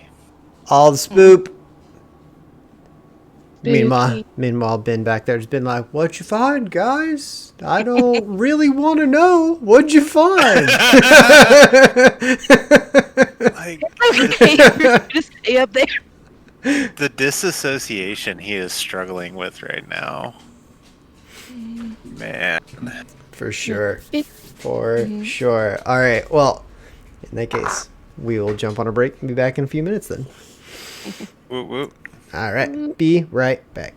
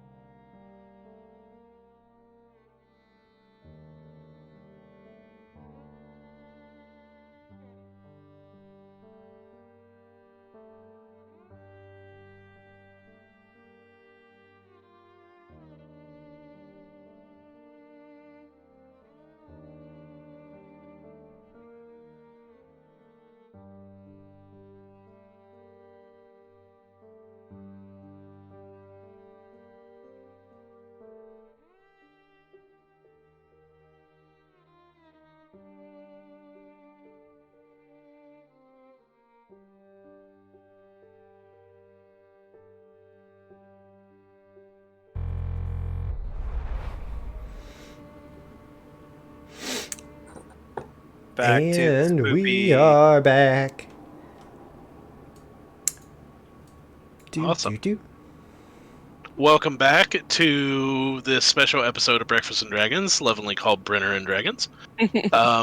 As we last left off, the party has discovered 2 emaciated bodies, long dead, mummified bodies in this room, and we will take back up with Larissa and Hearth.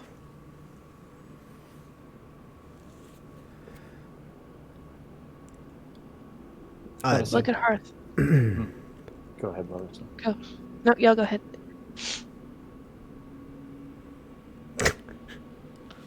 Oliver Somebody will go. pop his head back in the, like, through the doorway. Is there anything more that you need, or do we need to keep moving?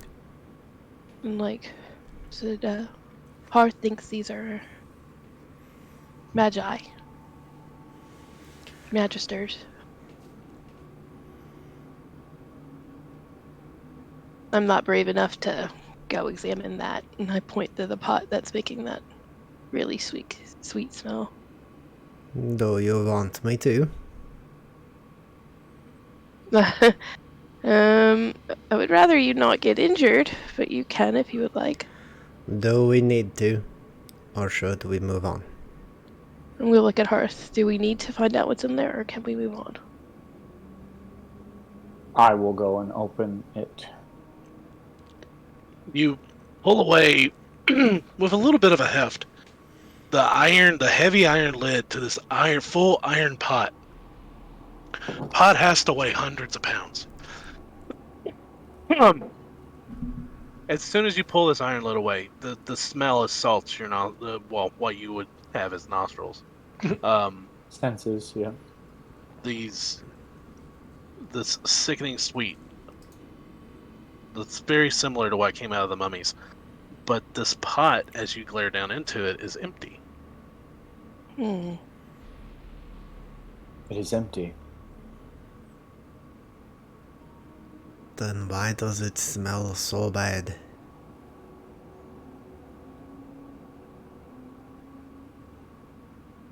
There's no trace of anything in here, Bill. There's residue of it dried, Of the substance. Okay. where it was once held in here, Right. but there's none left.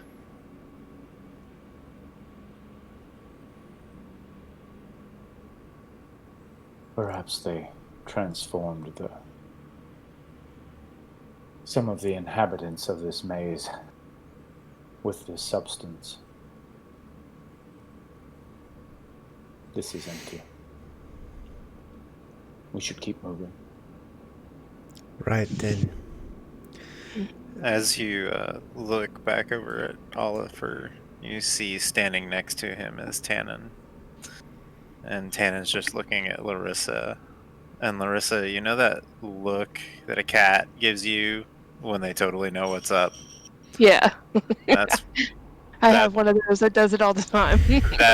that is a look that Tannen is giving you. And you look like you can see back towards Ben and his staff, and Ben appears oblivious. Like, I know he's not going to answer me, but I'm going to be like, should we tell him? Cat. Yeah. I'm like, why am I talking to you? All he speaks in is judgment. That is his language he's fluent in. I'm going to pet his head and be like, I'm only doing what I think is best.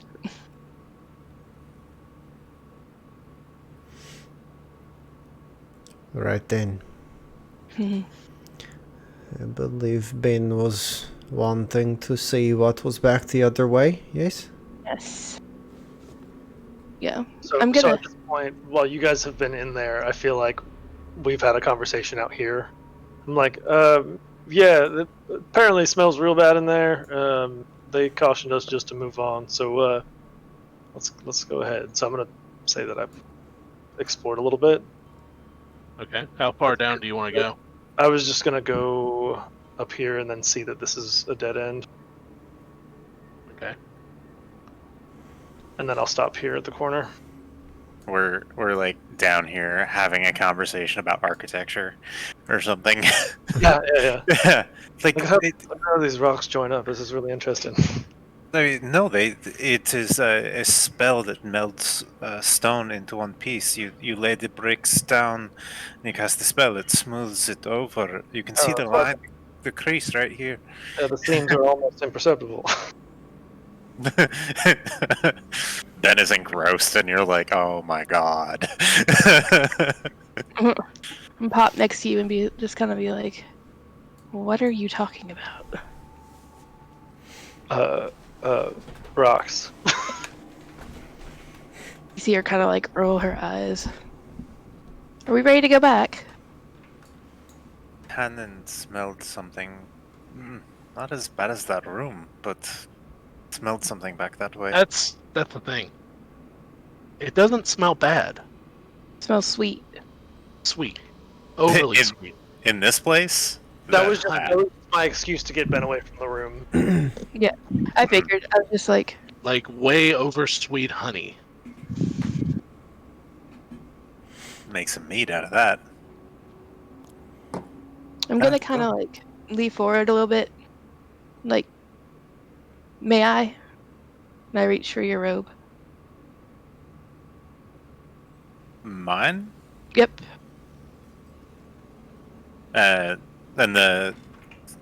you've seen my robes change, shift between outfits and styles, and right now they're kind of a looser, open coat and like linen shirt underneath, and I just kind of pull up a tail of it. Yes.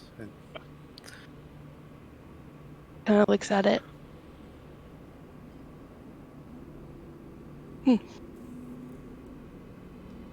Are you okay? Yeah, I was just trying to remember if it's always been this color. But I can't remember. I do not remember when I met you very well. I like red. I can change between the outfits that are a part of it, created during its enchantment, but I can't create something randomly. So they're all roughly the same color. It was easier to create it that way. They're all reds and golds. Just kind of nods. Like shrugs her shoulders. Like, just knowledge. Which is on key for her. Just walks away. And I thought I was feeling strange down here. Okay, well, how are we going to backtrack a little bit and see what's back that way? I think we were going to go to where Tannen first smelled that sweet smell. Or are we going this way? That was back here. I'm gonna backtrack. Yeah, da. Yep. I'm just gonna tell everybody. We're heading back to the room. You are heading back to that area. Hearth and Larissa, with your passive perceptions, and Roth, because he said he was listening, you start hearing the shink, shink, shink, shink. Closer. Can we tell? Roll a perception.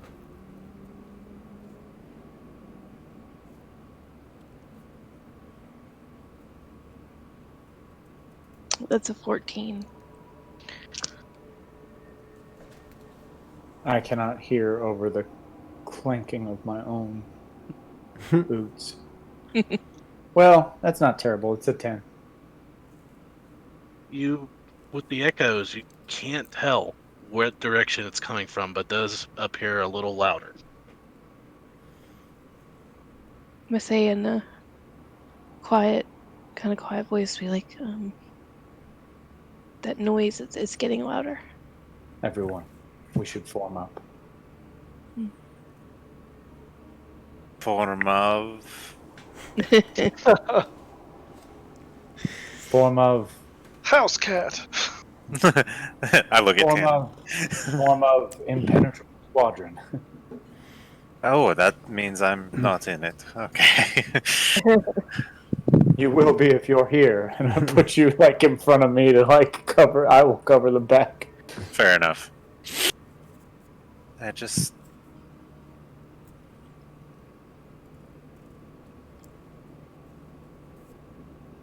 Curious what Tannen found down this way, so. Keep on investigating. We will not know until we see. Oliver and Ben, as you step into this hallway, you start hearing that noise of this stink, stink, stink. Oliver will put a hand on Ben and like pull him back behind him and continue to step forward. As Sword you drawn. do, you see this giant gold and brass ball come rolling in front of you. The size of the hallway itself, its side scraping and scratching the walls I as it didn't rolls. I didn't check down here because we went left. And as it turns, it spins on its axis and looks at you. It And looks at us. if it had a face, you would think it's Guys, looking it at has you. eyes. Okay. Sorry, I messed up my cameras. There we go. It turns, and the entire ball, it's gorgeous. It's a shiny gold and brass ball with inner workings and runes. And as it spins around, you see it stops, rolls a little further, and you hear the shink, shink as it turns and just starts unfolding legs and arms and blades. Oh, good. Oh, this is fine. Yeah, It's all good. This is fine. it's got a friendly face. You mean the face only a mother can love? So when you say it starts unfolding things, does it look like it is just continuing its movement, or does it look like it is preparing to do something else? It looks like I'm telling you to roll for initiative. Okay. Well, all right. Back to initiative again.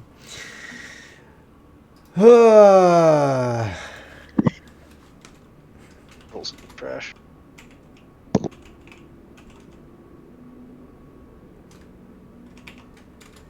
That was awful. Compared to the one you had last time? Man, Yeah. Yeah, I got an average roll this time. It's like anything will be awful compared to a 31. Man. Yeah, Well, mine have been on point tonight. and quick reminder, everybody but Killian has Gift of Alacrity currently, so that is a D8 added. Yup.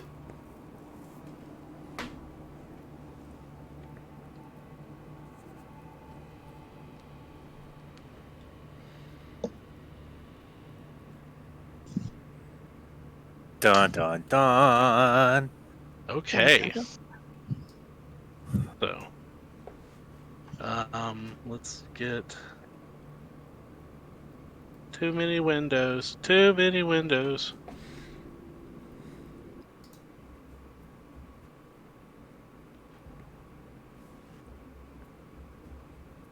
Ah, there we go. Play the right thing. Come on. Okay, Oliver, what's yours? 25. 25. Coming out strong. Larissa, 22. Ben. 14. All right. Hearth, 25. Killian, 13.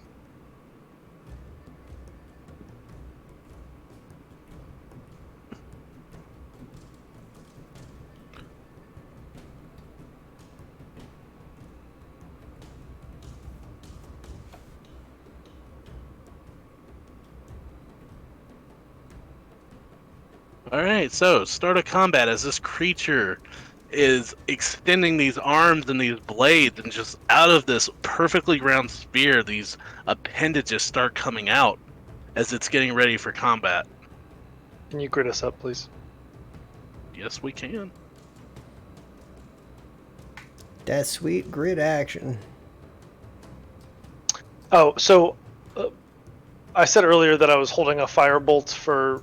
I specifically said mummies, but would I get to fire that off first or no? I'm gonna say after the conversation with Ben and everything, probably not. Okay. Alright, so Oliver's turn. My Echo will move its 30 feet up here next to me, and we're going to start trying to hack off these arms before they cause problems. So that will be... I will bonus action to rage again. And make attacks. Ooh. No, I'm not doing it reckless. Just straight attacks. Well, one of those is almost certainly going to miss. That's 8 total on the first one, 26 on the second. Okay, the 8 misses. The 26 hits. I'm sorry, 10 technically, but 10 misses. Shockingly. yeah. Alright, and then I will, on that attack action, use an Unleash Incarnation to make a third attack. That will be a 17 to hit. Does not hit. Oh, good. Cool. Alright. That will be 16 points of magical slashing damage, and I will just go right on ahead and action surge to do that again. Those are decidedly better. That is a 21 and 23 to hit. 21 and 23 both hit. Okay. That's a good roll. That is 11 plus... That's 18. And 17. So another 35 points of damage. As a blur of swords just start trying to hack away at arms between myself and my Echo. Okay. That ends our turn. Alright, next up is Hearth. Oh. Yeah, Hearth is going to resist the urge to rush up to the front after an initial instinct, knowing that the back might still be undefended. So Hearth is going to stay right here, and radiant flames are going to burst forth from their body and stretch out towards this construct. It needs to make a dexterity saving throw. That he's really good with. 23. Oh, so it seems pretty dexterous. It does seem so, yes. Okay. Then it succeeds, and that will be the end of my turn. Okay, so with the sacred flame appearing, it seems to roar and spin, and as it does, its flames just evaporate, or its blades just evaporate the flame as it comes in, as it continues to block and parry and attack at Oliver from his attacks. So, just adding a little flavor. Larissa, it is your turn. You're muted. Sorry, I'm gonna take out my bow, and I'm gonna count again, like counting 6, shaking my head, pulling it out, and letting it go.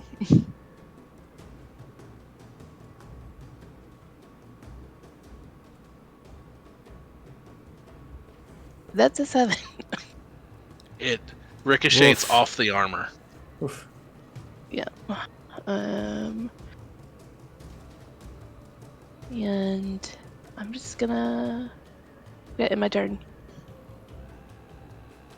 Okay, so at the beginning of its turn, it starts forming its blades. It's constantly spinning as these blades are cutting swaths into the wall, into the stone around you.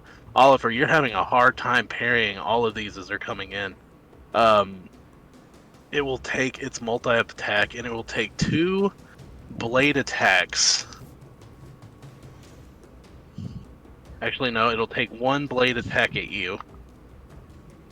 And that is going to be an 18. Does that hit? Yeah, that hits.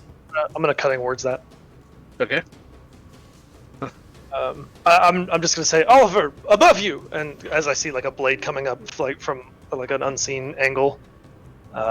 And what is is a D6 I think. Yes, it's a D6. All right, here's the roll. Subtract 6 from that roll, sir. Oh, nice. All right. So as it does, Oliver's able to dodge this blow coming in. But as the ball turns, that blade disappears, and you see an elongated, hollow tube comes flopping out. Oh my! Fires a spear past Oliver at Larissa, who just shot an arrow at him, or at it. Does a 19 hit you? Of course. Damn. I can't cutting words that. Sorry. You're fine. I only get 1 per. You take As the spear goes past me, watching it go, like time slows down for Ben, and you get that like Hollywood the shoo kind of moment, and Ben's hand swipes to the side and he focuses his will, and the spear goes back into the launcher, and I will force you to re-roll that. okay. Harry rip. So time reverses. It goes to shoot Larissa again, and crits. Oh no! Oh no! What have you Okay. done? I can't do it twice. I know. I'm sorry. It's okay. You try. This is going to do nothing but thematically for just a moment as this is like honing in on Larissa. One of Oliver's ancestors like begins to materialize but then dissipates. And the spear strikes true. So you reverse the timeline.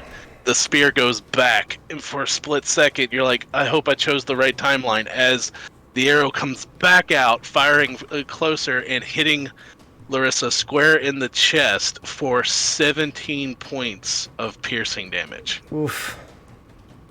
I'm going to uncanny dodge that. There's so many reactions that have been used on just this set of attacks. Man.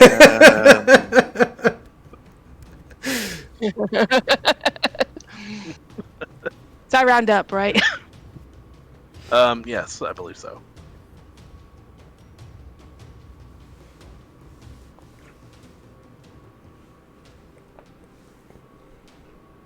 $436. I hope not. What is happening? Okay. That is down to 37. Okay.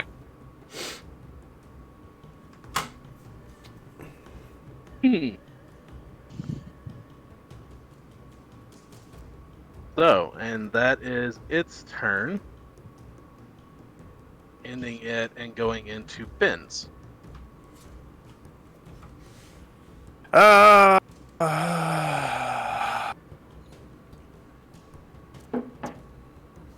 Ben freezes with indecision after his actions just hurt his friend pretty badly and skips his turn.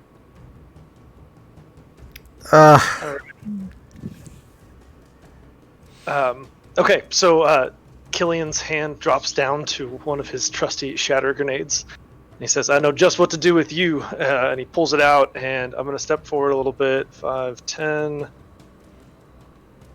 And I basically like baseball pitch at the wall next to Oliver, and it pings off of here, and then I want it to land over here, so that some of the blast is dissipated away from us and not towards us, but still catching the creature in the blast. So the spell, do you have to see where it goes off? Because that's around the corner. Hang on. He would still technically have visibility to hit here. Yeah, if I Which can would be it, like fine. if I can squeeze into the space next to Oliver, I can move there, but I don't know. Like corner to corner between those, like as terms of how visibility typically works, like you would have visibility to target on that spot. Yeah. Okay. So if you put it like right here. Right there? Yes. It doesn't say anything about. It says from a noise erupts from a point of your choice within range, and the range is 60. Then you don't have to be able Oh, to see it. Yeah, you don't have to be able to see it. That's interesting. I didn't know that about that spell. So yeah, like I mean, I just don't know what it's gonna do in this enclosed space. So that was my only intention of like positioning it a little further away. Okay, that's fine. Okay. As I throw it, I'm like, cover your ears, and then it has to make a Constitution save, and because I'm assuming it is made of inorganic material such as stone, crystal, or metal, it has disadvantage.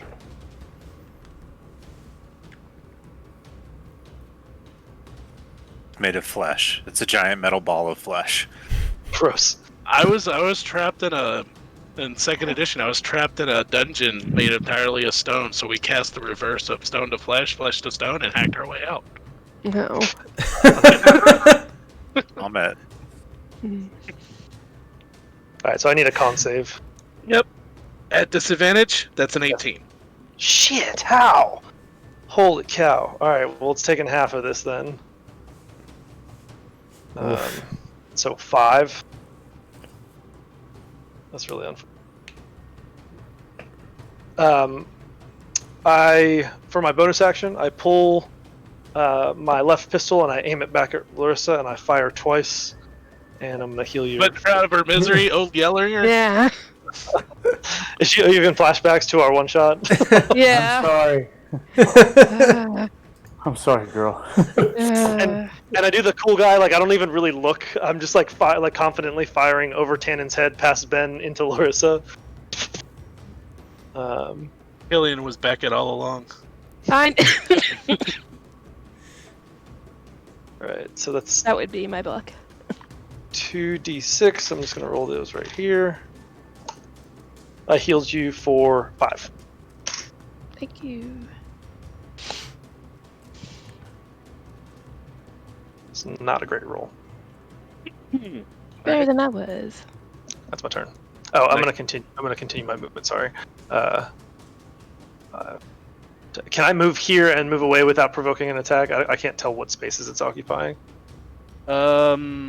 It is a large creature, so it is occupying. Let's see here. It would be in this corner. So yeah, I mean, you can move behind Oliver and his echo and be fine. Okay, cool. Go here, and I'll stop there. I'm done. All right. With the large concussive blast of this shatter spell in shatter grenade going off inside of this enclosed area, your ears are ringing, and Cover your ears. once the hearing comes back, it is replaced with the sound of whirling blades and distant moaning. Not the sexy kind. Well, it Very depends much on what not. your kink is. Again, no kink shame. All right, so Oliver, it's your turn. Alright. If it ain't broke, don't fix it.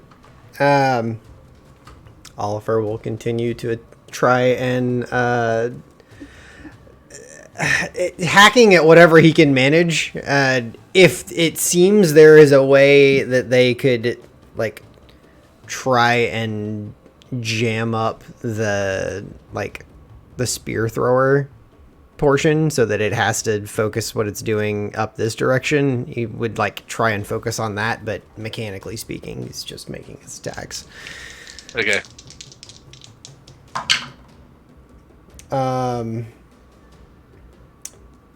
Sorry, these are reckless. That first one is 16 to hit with advantage, which is freaking terrible.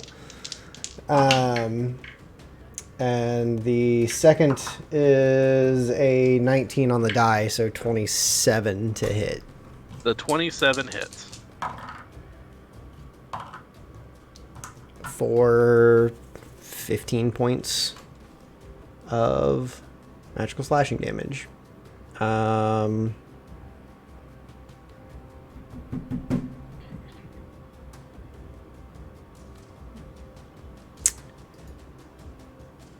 Yeah, that will be it. Thematically speaking, both of those attacks came from my echo.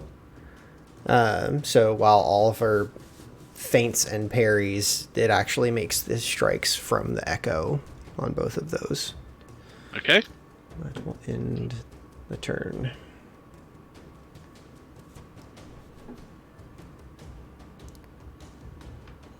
Okay. So, Hearth from the back line is searching down the halls for any sign of the mummy sentries, is going to use Emboldening Bond to form between Oliver, Larissa, and myself. You can roll a d4 and add it to an attack roll, an ability check, or saving throw that you make once per turn.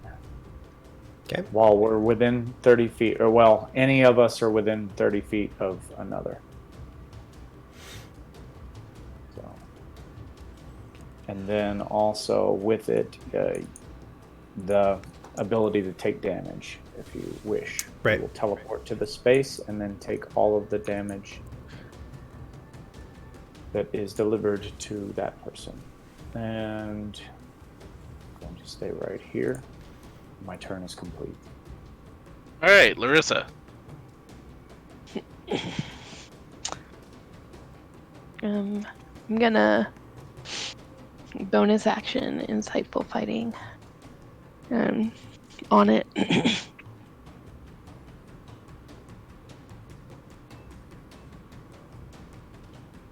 So come on, D&D Beyond.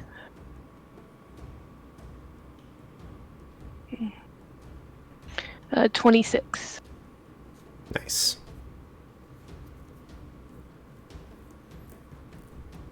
A 2. Almost like she's like praying to something, like picks one of the rest of her 5 arrows up and be like, come on, come on. Please, some weakness. And then Yeah. then like zoom in, the glint, just 2 tiny golden balls on the bottom.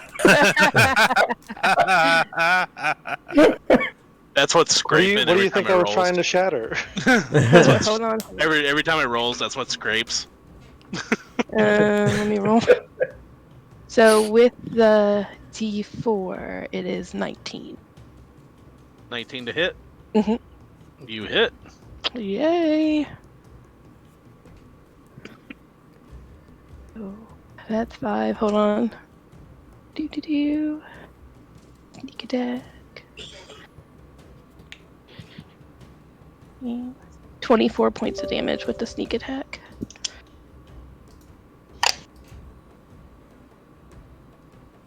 Nice. Yep. And that's the end of my turn.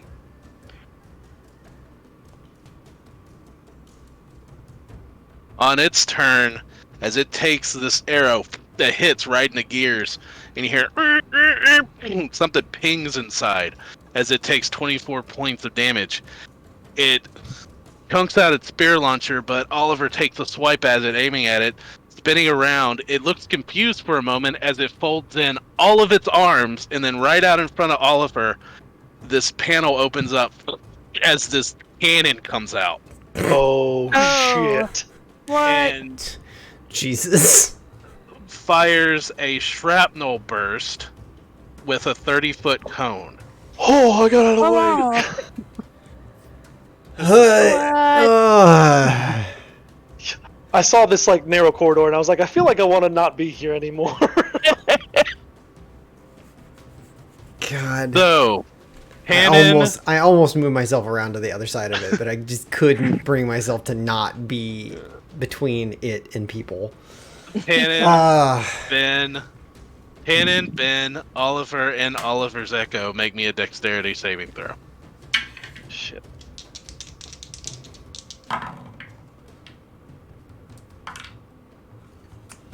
So I'm using Oliver's. inspiration. Yeah, Oliver's, use those inspirations, please. Oliver is a dirty 20. Okay. Wow. His Echo is a 19. Although if it takes any damage, it's gone. So let's see. Save little Echo.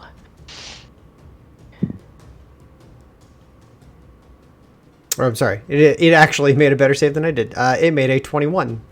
21. It's still gonna poof from half damage if it takes half damage. So Ben, what'd you roll? 5 5. after What- inspiration. oh, What did Tannen roll? 18. 18. Don't you- Excuse me, 20 total. So, wait. Tannen, Who wound up with the Ring of Evasion? Did we take that or no? Hearth's got Hearth it. has it. Ugh. Yeah. Tannen, Oliver, and Oliver's Echo takes half damage. Ben takes a total of 22 points of piercing damage. So thematically, what happens is as the cannon rolls out, Ben throws himself bodily in front of the cat, and it doesn't matter. Uh-huh.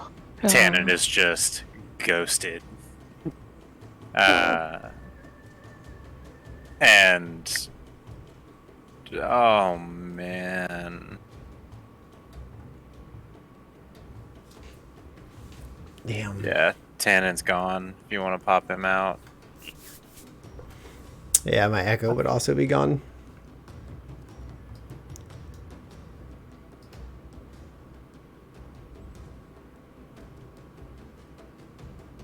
No, I killed Ben. Wrong one. no, that was me trying to update my hit points.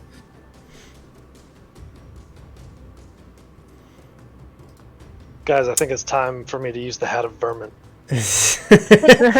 uh, Now so seems like a perfect time. I took half of 22, and what type of damage was this? Piercing. Piercing. So half of half. So I take 5. Fucking barbarians. Point blank fucking shrapnel blast. He takes 5 points of damage.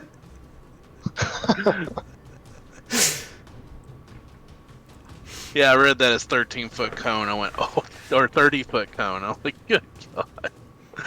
You- Okay. And that is its turn. Boof.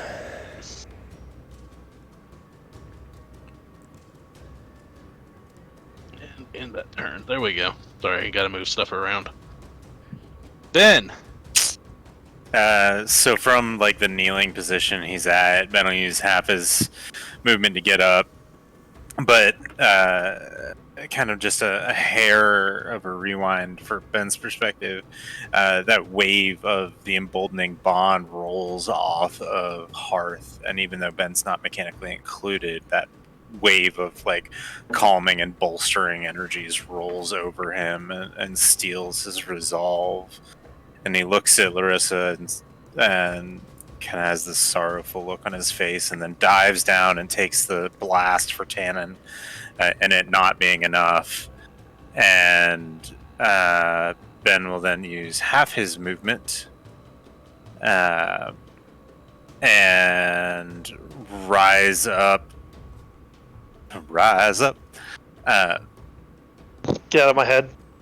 Throwing both his arms out to the side, and 4 spectral lances of those silver bolts that he uses with his cantrip appear around him and launch out like anime missile style and swirl around Oliver, spiking into it from all sides. I need it to make a wisdom saving throw, please. Okay. As I cast Mind Spike at 4th level. Takes 7, and it rolls a 7. Okay, he fails. Ben's pissed. Yeah. Not Mikey. Yeah. But can it Okay. take psychic damage? I don't know. We're gonna find out.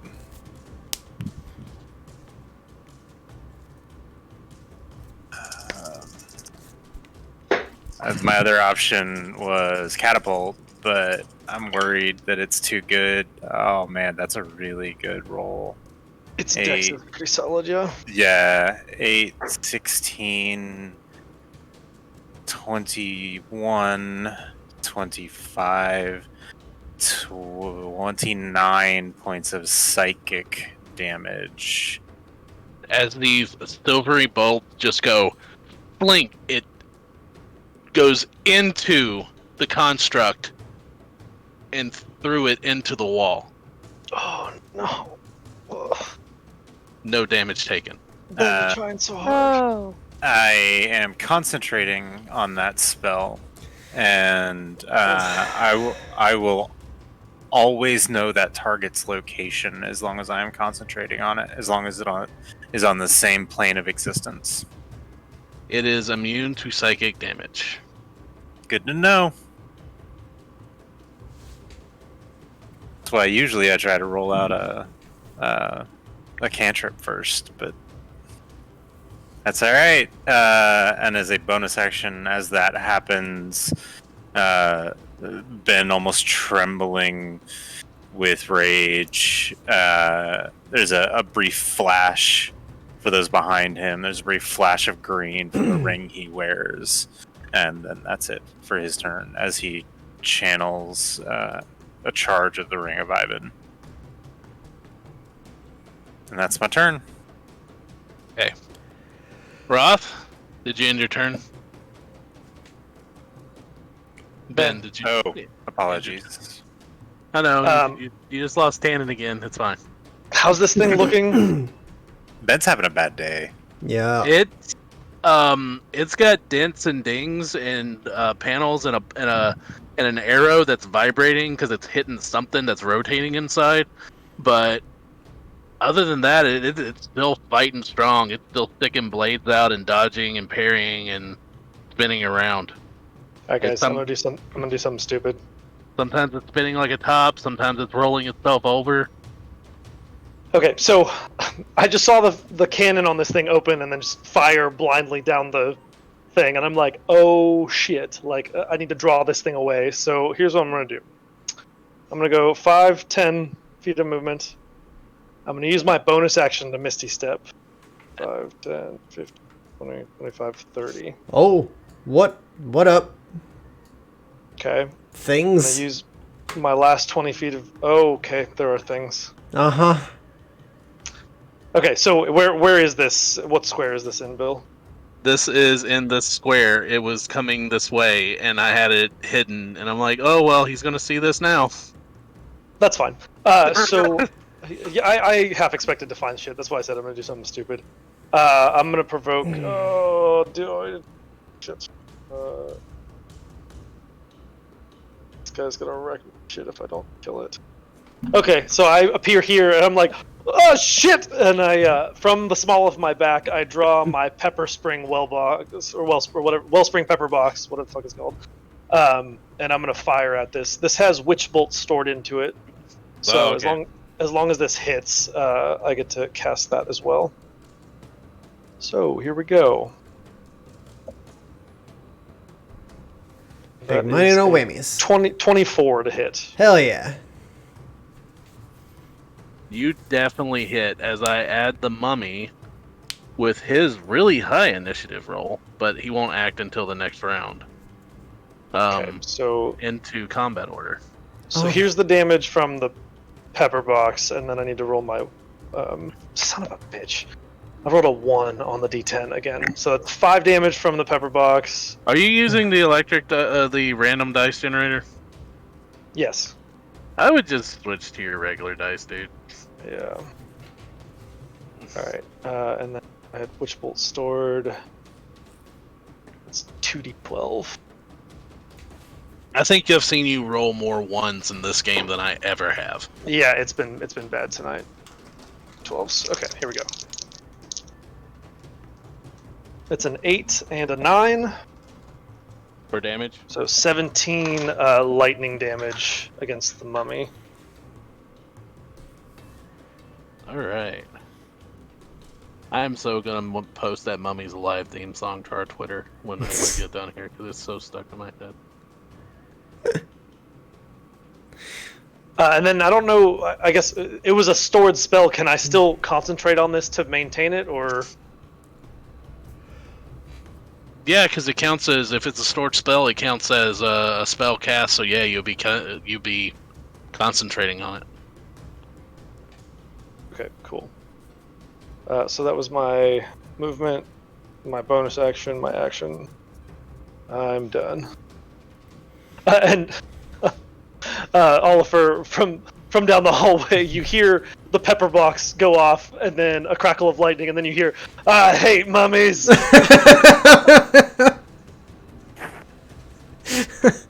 That's my turn. I'm about to get my shit wrecked. Oh boy. Alright, well.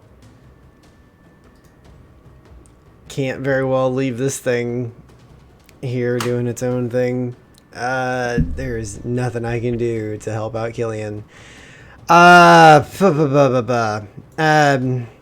We'll bonus action to resummon my Echo over on this side, if you would, please.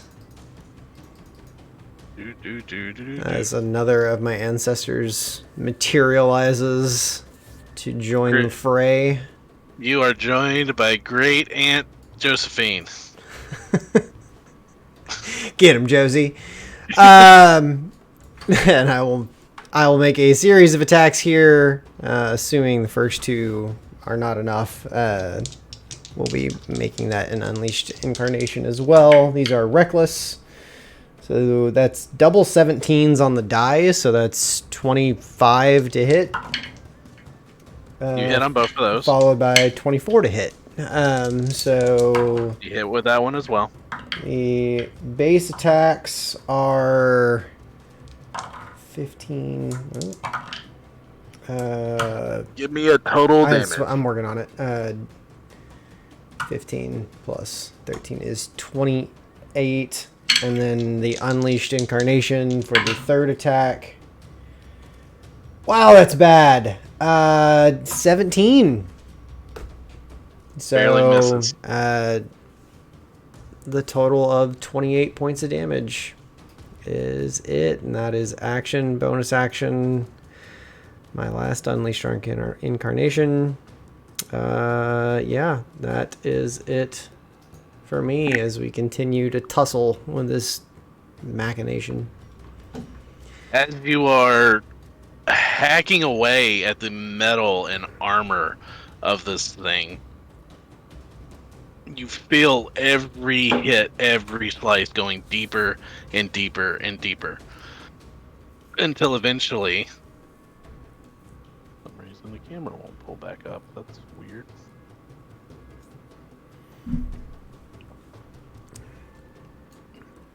Hold on a second.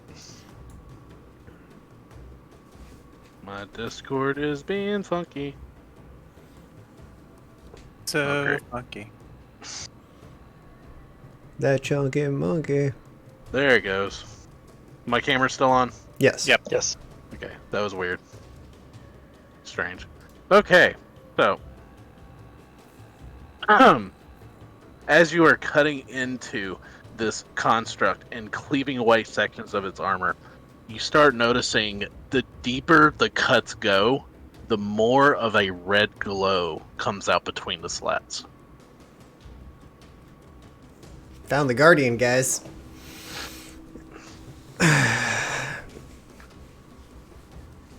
Alright, back to Hearth. Hark looks over to Larissa, and as he sees this blast happen down the hall, the time has come to stop playing rearguard. As he says to Larissa, "It is time," and is going to run around. So 5, 10.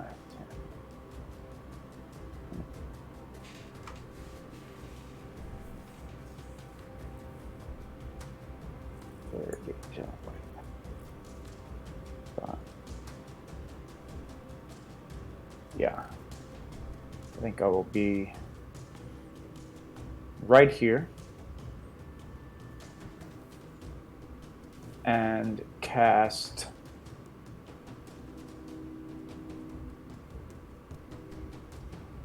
so be right there as Hearth is running down the hallway. 1 flit of light, 2, 3, 4, 5, as the space begins to just fill completely up with motes of the Everlight as Spirit Guardians erupts around Hearth,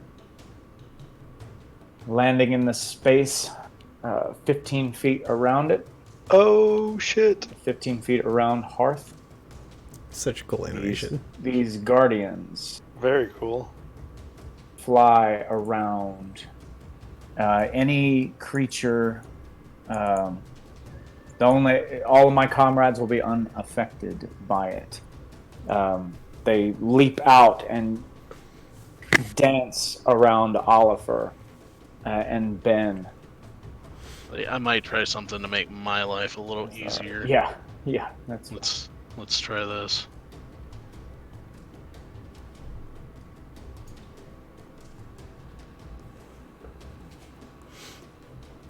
and that will be Hearth's turn. Landing here. And on the construct's turn, it will start its turn in that space and need to roll the effect of this spell.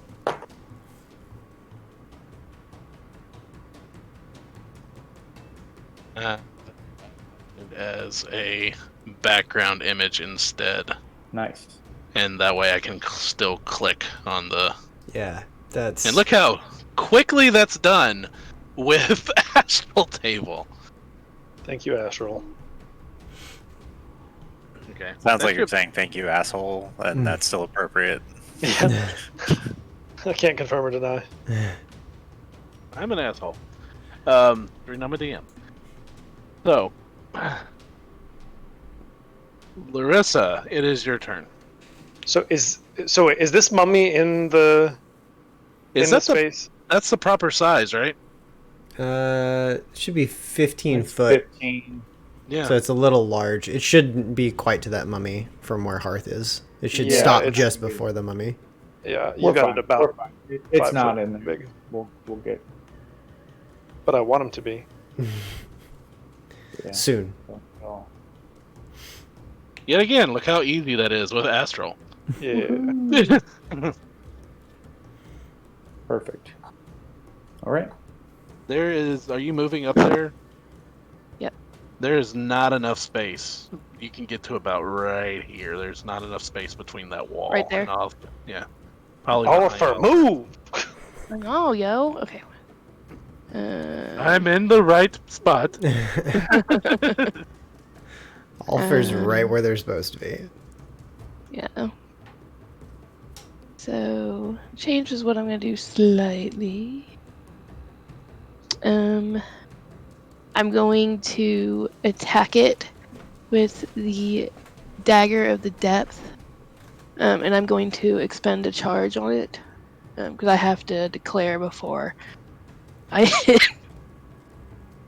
So. Okay. And then I have a D4. That D4 still up, right? Is that D4 still up? Oh man, I forgot about that. I should have been using that on some of those attacks that were right on the cusp. Yeah. Okay, so it's a dirty 20. You get to use it once on your turn. Yep. And Yeah. she's once on your turn. Yeah. Yeah. Okay. Yeah. So, yeah, you hit. Okay, so I've not used this before, so so it does 1d4, but does it? The way it reads, Bill, is that if I expend a charge, it adds up to a 1d6 of cold damage. So I just 1d4 plus 1d6 of cold damage. yeah. So it's 1d4 plus 4.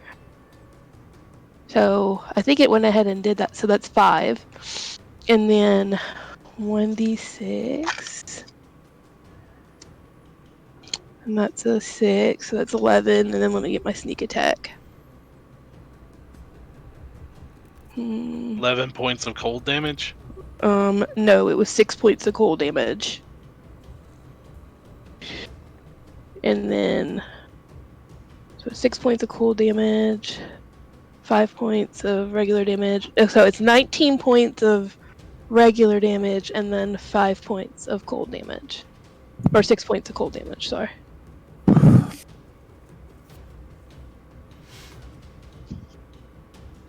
So in together, it's 25. Okay. You hit it, and you start seeing like frost develop over the armor and the places that you hit it with, because you just threw the dagger, right? Yeah. Okay. Yeah. Where the dagger stuck, boom, like right in this coral-looking dagger that you guys found on the lighthouse that Larissa's been carrying with her the whole time. Just stuck like a flint, like obsidian dagger, stuck into a gap in the metal and just starts radiating frost from where it hit, cracking and pieces of the metal start to crack, doing damage. All right, so the mummies. There you go. This one is going to move in, seeing Killian. Oh. And first off, you both of them are going to glare at you, but I succeeded on it earlier. Yeah, you succeeded on it earlier, so it's not even going to take effect. So both of them take a rotten stinking fist. They give you the stinky fist, dude. Oh god. I don't consent. I do not consent. Wow. So for now on, it's canon. The mummy's fist is the stinky fist. Uh, All right, one. Oh, I rolled a 1 and a 2.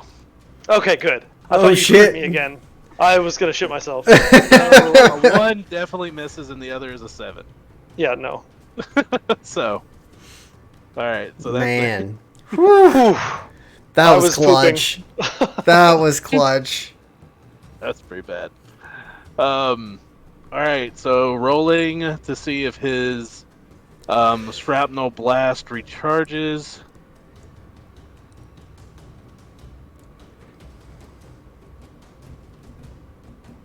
It does. Oh, So Jesus Christ. spinning around again, seeing as hold on. It's got to make a wisdom saving throw. Wisdom saving throw. Okay. Mhm. As long as it's not doing psychic, poison, or fire damage. It's not. He gets +0, so that's 5. 5 on the die. Okay. So, the spirits begin to tear into the creature, searing the metal with each pass, and it takes 14 points of radiant damage. Noise. Nice. It looks to be in very, very bad shape as it's grinding and sputtering and cracking against its gears. Arms are falling off as it very shakily drops the door and extends the cannon.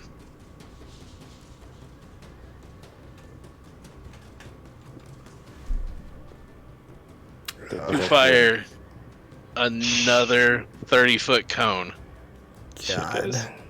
Yep. So Move.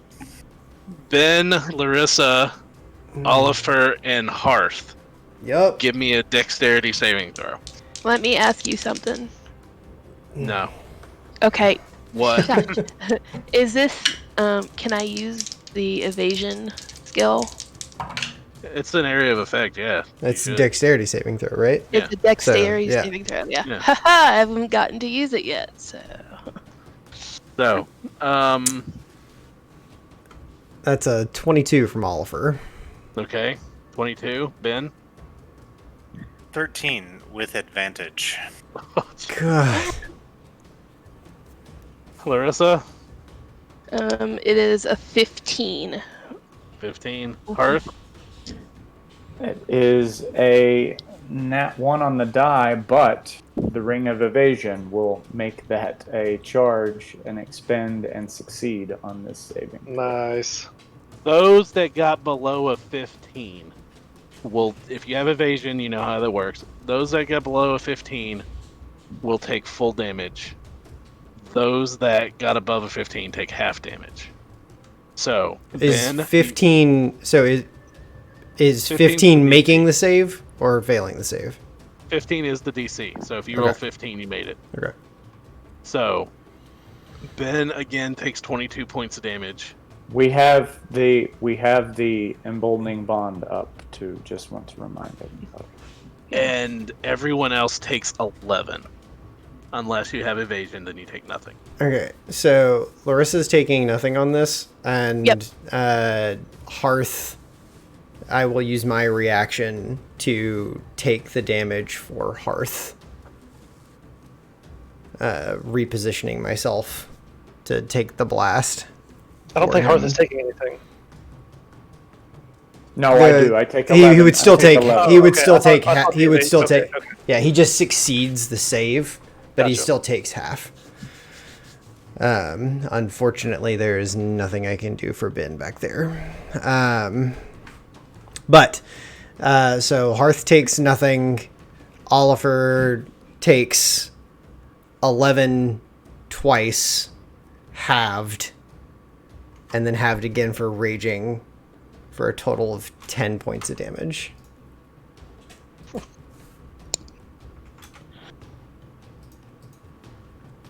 That ends its turn. So Thematically speaking, in this scenario, as part of the bond, with that bond in between, as his spirits have like tried to materialize in ways, this time they managed to like reinforced with the bond, as they prevent the damage to Hearth.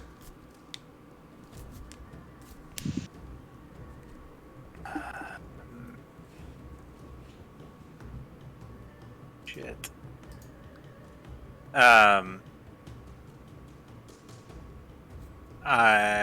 Ben, the force of the blow knocks Ben back and down. So Ben is prone at this point.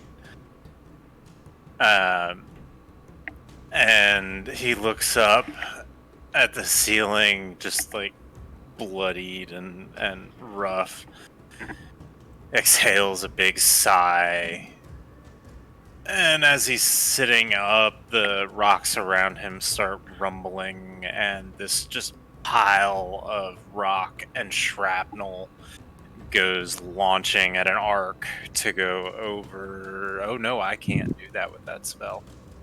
Never mind. I don't have a lot of options here. What do you mean you can't with that spell?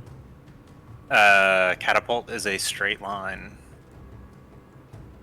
I can't arc a catapult spell so that it doesn't hit you guys. Can you step to the side and cast it along the wall? No, because Larissa couldn't move through that space, so that's like it is a fully occupied hallway. So Ben reaches down to his waist and pulls out the wand that he has and flicks it and just kind of lets go of it, and it hovers there and casts web in the corner here, so it's going to radiate 10 feet out from the wall, so it'll just encompass the creature. I need a dexterity saving throw.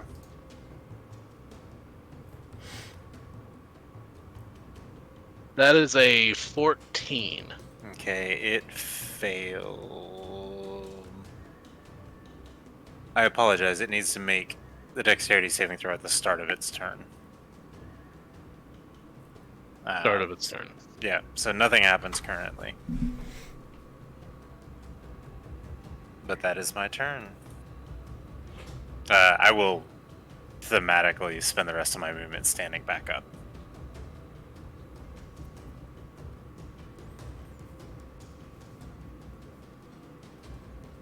Alright. I'm going to... How big is the space for webbing in? It's 20 feet, so I'm centering it on the corner down here. So it only encompasses the monster, basically. If it's 20 feet, you're misjudging that. It's not a 20-foot radius, it's a 20-foot, like, square. It's a 20-foot cube. Yeah. So if he occupies a 10-foot cube, then I will be able to hit just him. That's 10 feet. Yeah. Correct.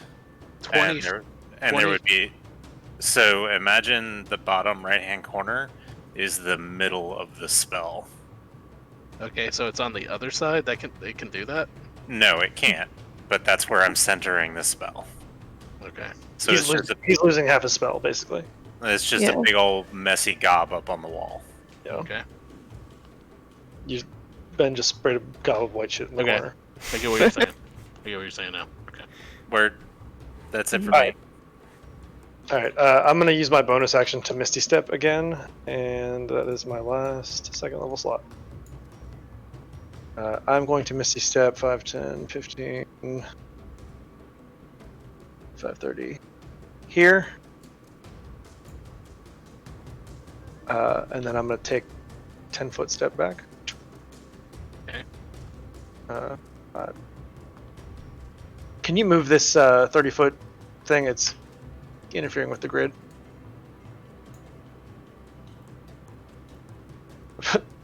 Nope, not that. You're just making more shit appear. There we go. 5, 10, 15, 20, 25, 30. Okay, I need to take one more step back. I want to firebolt the mummy that I hit already.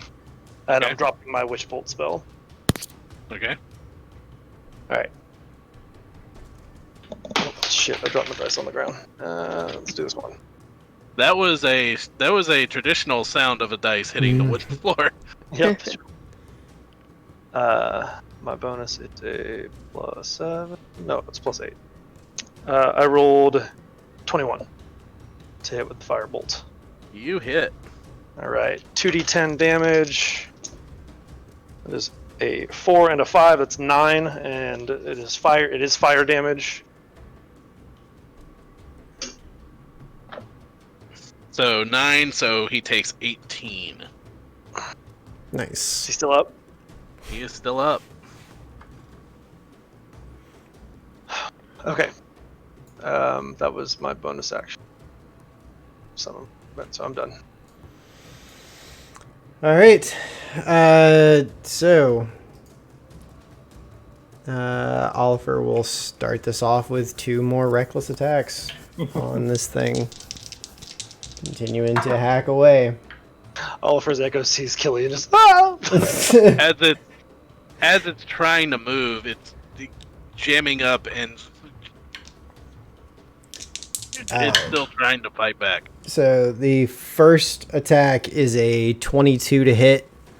It hit. For a total of 15 points of damage. Oliver Runebadar, how are you going to tell this epic story later?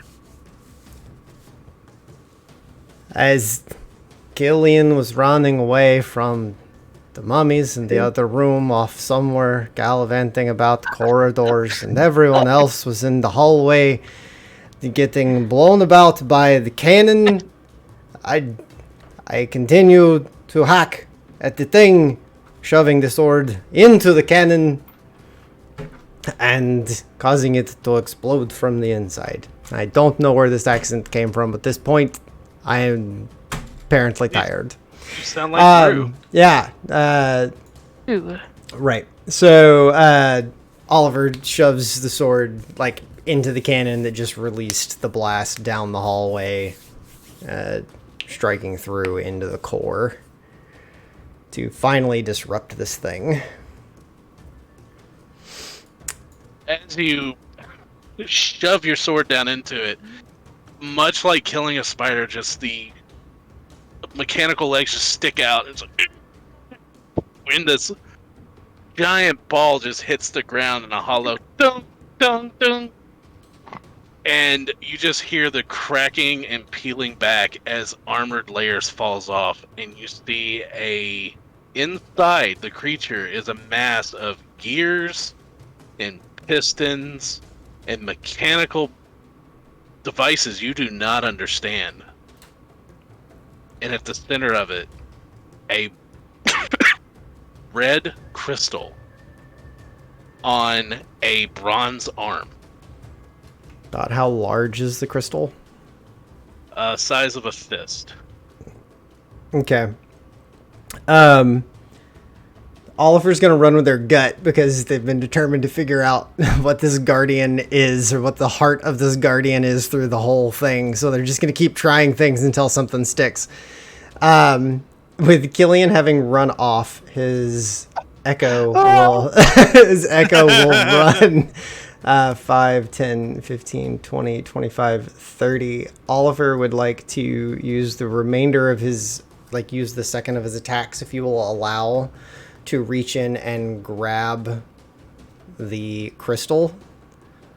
And then he will look back briefly at Hearth and Larissa and say, perhaps this is the one. And then in a moment, there is that blurring of energy as he and his ancestor translocate spaces. And he then shifts up here, and he will present the crystal towards the mummies, ending his turn. Thank you. Hearth, now realizing the shout of Killian had come from this direction, is going to move right here. And am I able to see them? Or, I mean, at least this one, the top one? I think you'd be able to see that one, yeah. Yeah, but they are in your spirit guardians now. Yeah, that'll matter on the next turn, but for this one, I just want to try and get something off. You can barely see that one, but I'll give it to you. I would like to... Click on you. Yeah, you can see it. Just as a desperate one-off, just blast of the sacred flame emerges. If you could make a dexterity saving throw for me. Warhammer rules. The line doesn't go through the debris, so. What's that? Word.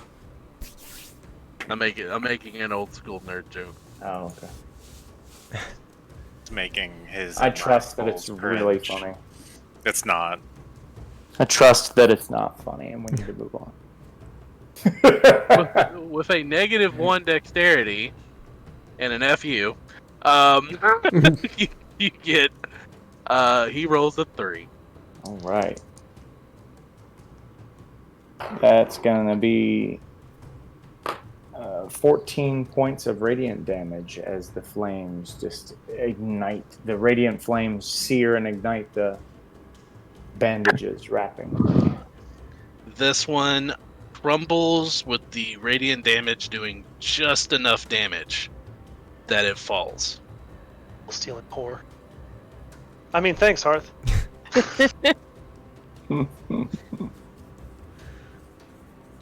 Oh, and that is the end of Hearth's turn. All right, Larissa.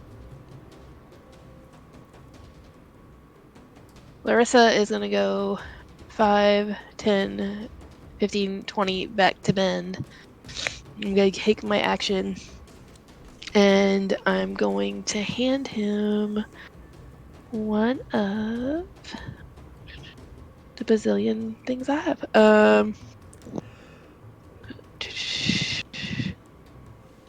The elixir of health. No, wait, wrong one. Sorry. I'm gonna hand him a potion of healing, just a regular potion of healing. And then that's what I'm gonna do. That's my turn.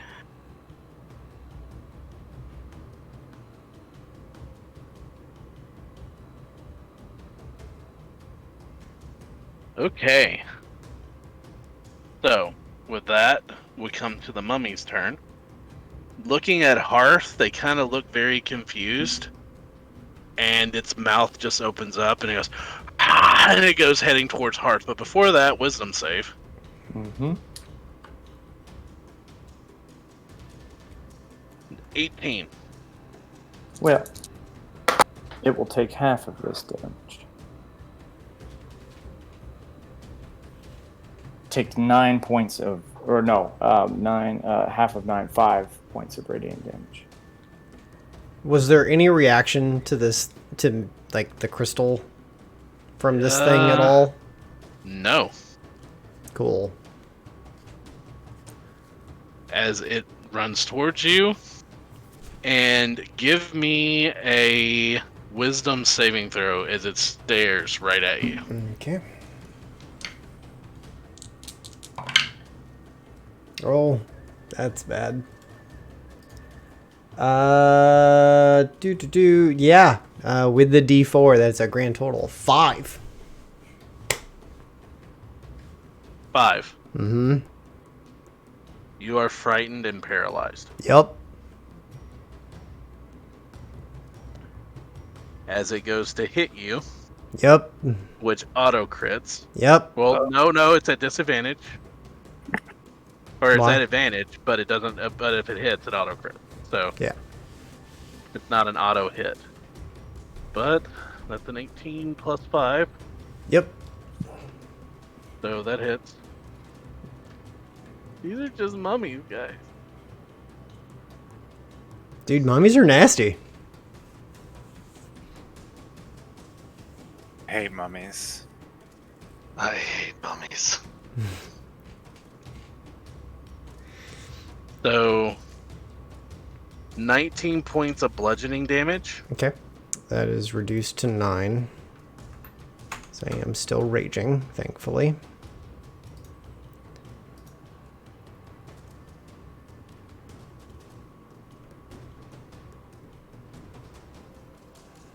And then lots more. 20 Sorry, go ahead. 21 points of necrotic damage. That, however, I take full force.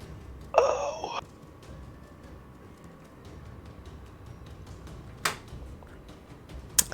Yeah, so as this thing runs up and just clobbers Oliver, there's a moment of like horror stories of the like ancestral tales of things that go bump in the night that flit back through, like as one of the like lore masters of his tribe, the tales of these horrors that have been seen, and he locks up and just takes this thing to the face. So Killian, Hearth doesn't know what's going on, but Killian, you see this happen. Ben, it is your turn.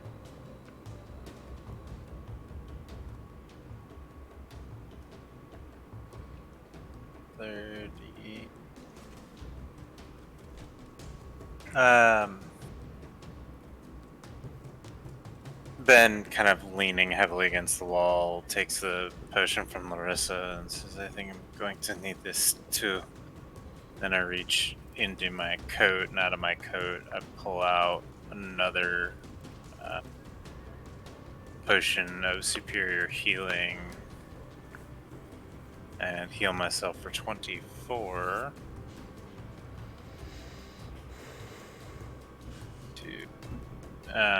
Looking a little better. I'll take this one in a minute.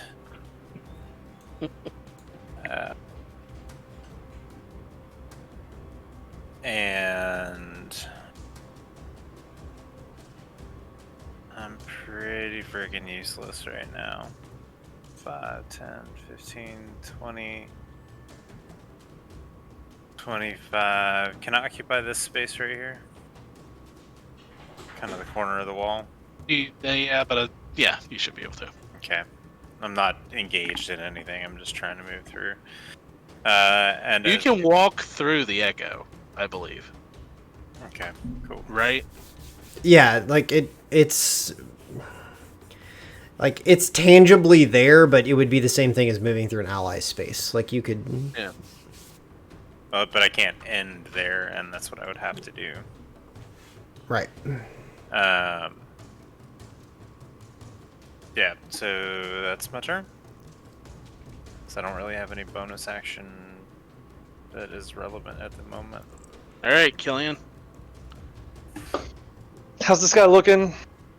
He's looking like he's chewing on your friend's face. Like, how much damage does it look like you have on him? And how many times has he been hit? Once. Just by the thing, by the Spirit Guardians? Yeah. 10, 15, 5, 30. Alright, I see Oliver lock up and immediately haul ass back into the chamber. I drop to the ground and slide the last like 10 feet and pull my pistol, and I'm going to Eldritch Blast him away from Oliver. Okay. And I know this isn't like the optimal damage, but I figured I would try to get this away from my friend. Oh man, that was a fucking nat 20 that rolled over to a 2. Does a 10 hit? No. Okay, and I have a second blast. Does a 16 hit? Yes. Okay, so the 16 hits for a d10.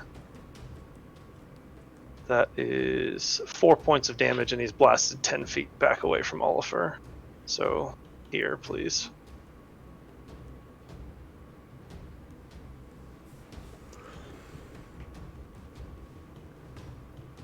Yeah, 4 points of damage, and you're blasting him 10 feet. Just 5, 10. Right here? Here, please. Yep. Yep.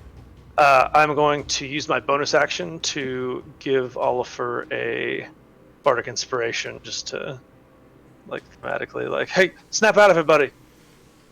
You can handle this. Right on. A turn. I am paralyzed. I do nothing. On to Hearth's turn. So, clomping around the corner, Hearth rushes into the space. Isn't that a dance? Jumping That's between crumping. Oh, my bad. jumping between Oliver and this mummy. Although, I just now picture Hearth crumping. Exactly. It's the dance of his people. I don't even know what that means. Which is also the dance of his people. Yes. All right, so also the flames just erupt instinctually out towards this mummy, and it needs to make a dexterity saving throw. 7. Woo! Ooh, beautiful. Double 8. Nice. 20 points of radiant damage. Hell yeah.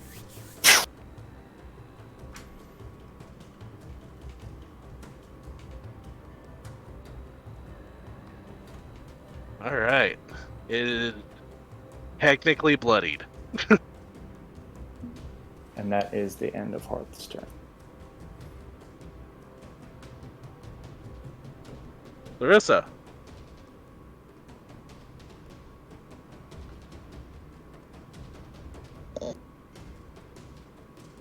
You're muted if you're talking. Yeah, that's my movement, and I'm gonna use my bonus action to dash. So 5, 10, 15, 20, 25, 30. And that's what I got. You can You have go your one more bonus action time. dash. Huh? You have your bonus action dash. Yeah, I did. I used my action. I used. But Oh, I can use my you action. can also use your action to dash, yeah. Yeah. So 5, 10, 20, 25. I'm gonna hang out right here. So That's my turn. you've used your 30-foot movement and your bonus action dash, so now you can make an attack. No. That's all 3 of her No. movements. No, I used my action she to moved. move. Yeah. Yeah, Oh, okay. with my action move, bonus action, and then my movement. Yeah. So whoever's go is go. It's the mummy's turn. Wisdom saving throw. Sorry, I'm just petting my evil cat. The cat would like you to know that it's time to stop D&D and pay attention to him. Yep, that's pretty much it. So, first off, Mummy is going to make a wisdom saving throw. Yes, he is. Going to make a wisdom saving throw. You want to roll the dice, Tater? 3!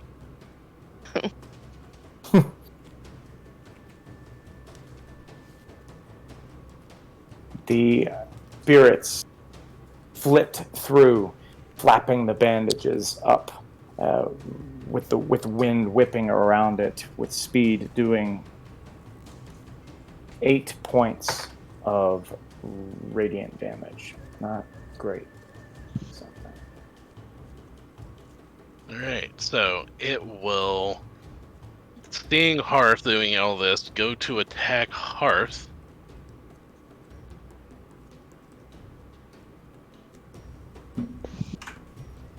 And I will cutting words this one. Hearth saved from the glare earlier, so it won't affect him.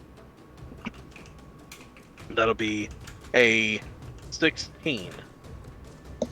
Okay. Boom! Takes it full on the chest. And But- I spend my Okay. cutting words anyway, okay. because I have to do it before I know the result.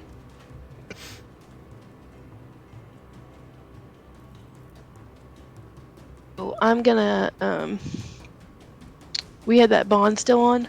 Mm-hmm. I'm gonna go in. Can I go in front of Hearth? I know there's like Oh, I'm not taking any He's not damage. taking any damage. Okay. I take it on the chest and don't Oh, flinch. done. Okay. Yeah. Cool.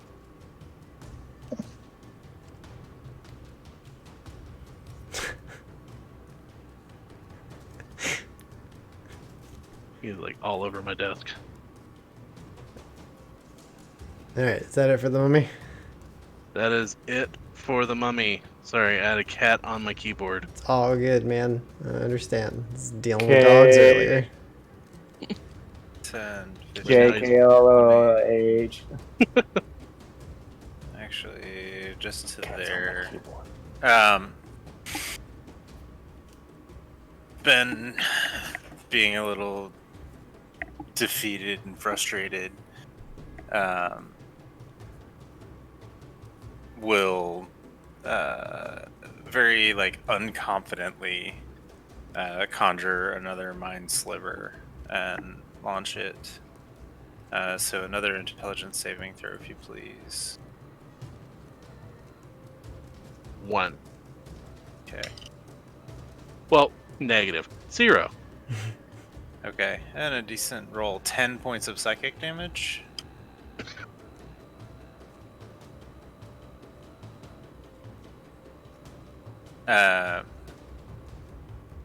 And then a strength saving throw from it, please. As Ben comes around the corner and he just kind of flips a hand towards the mummy. Very frustrated, and there's a mind sliver that goes out with it and a wave of telekinetic energy following right behind it. 23. It takes your telekinetic blast, but kind of steals itself and just stays in position. Right. Because I'm sure a 23 passes. Yeah. And that is 5, 10, 15, 20, 25, 30. That's it for me. I am so tired of these goddamned mummies. I step up behind Hearth and I'm gonna blast it with a firebolt. Okay. Alright.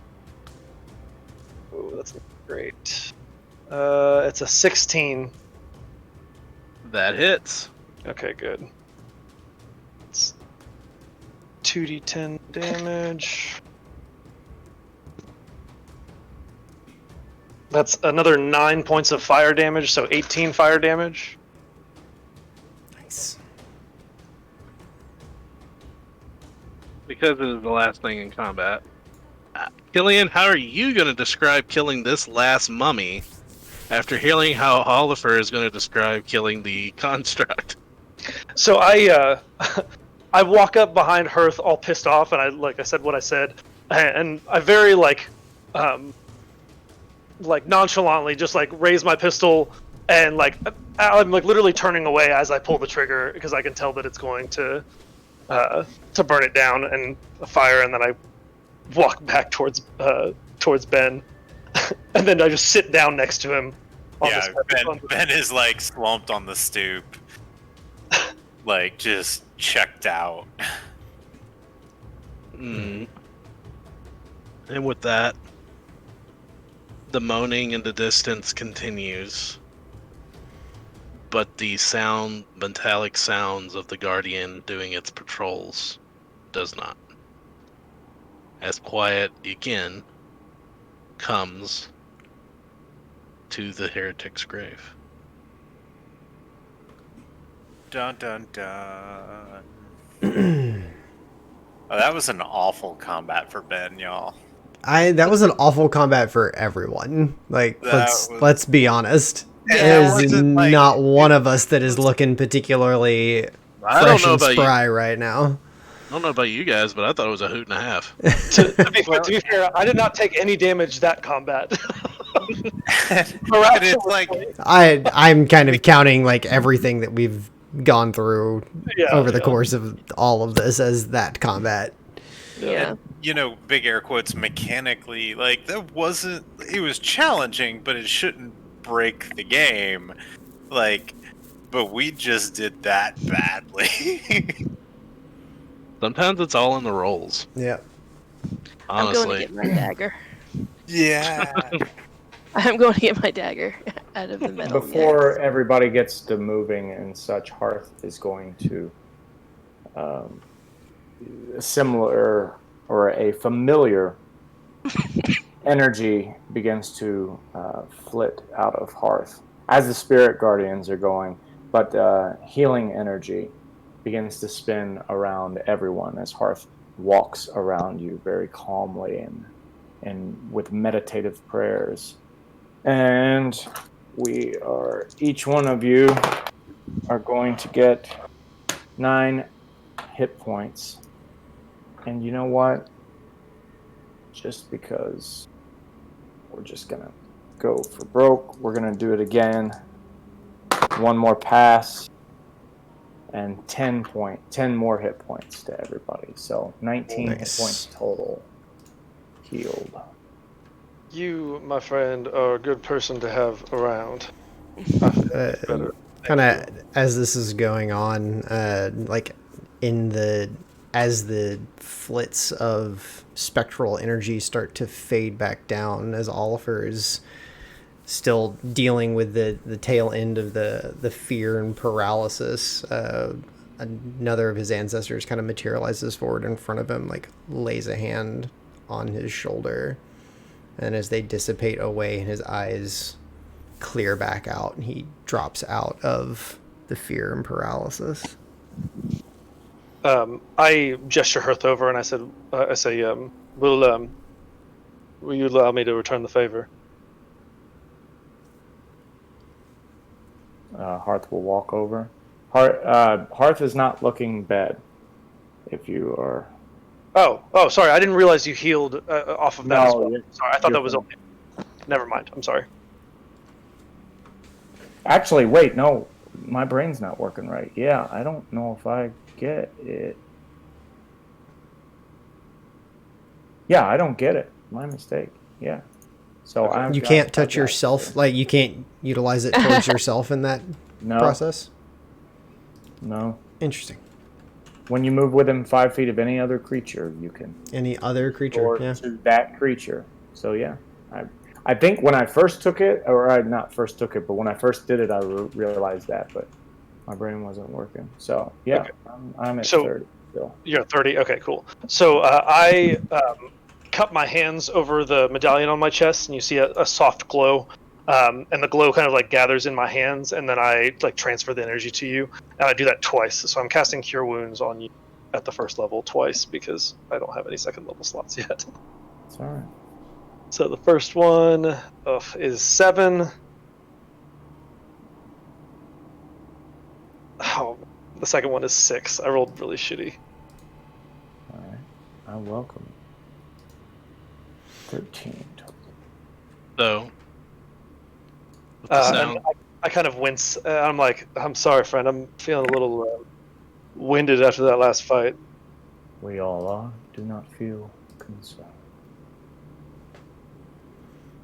so with this combat subsiding and the moans in the distance of all you can think is more of these creatures, you have found the center of the Heretics Maze.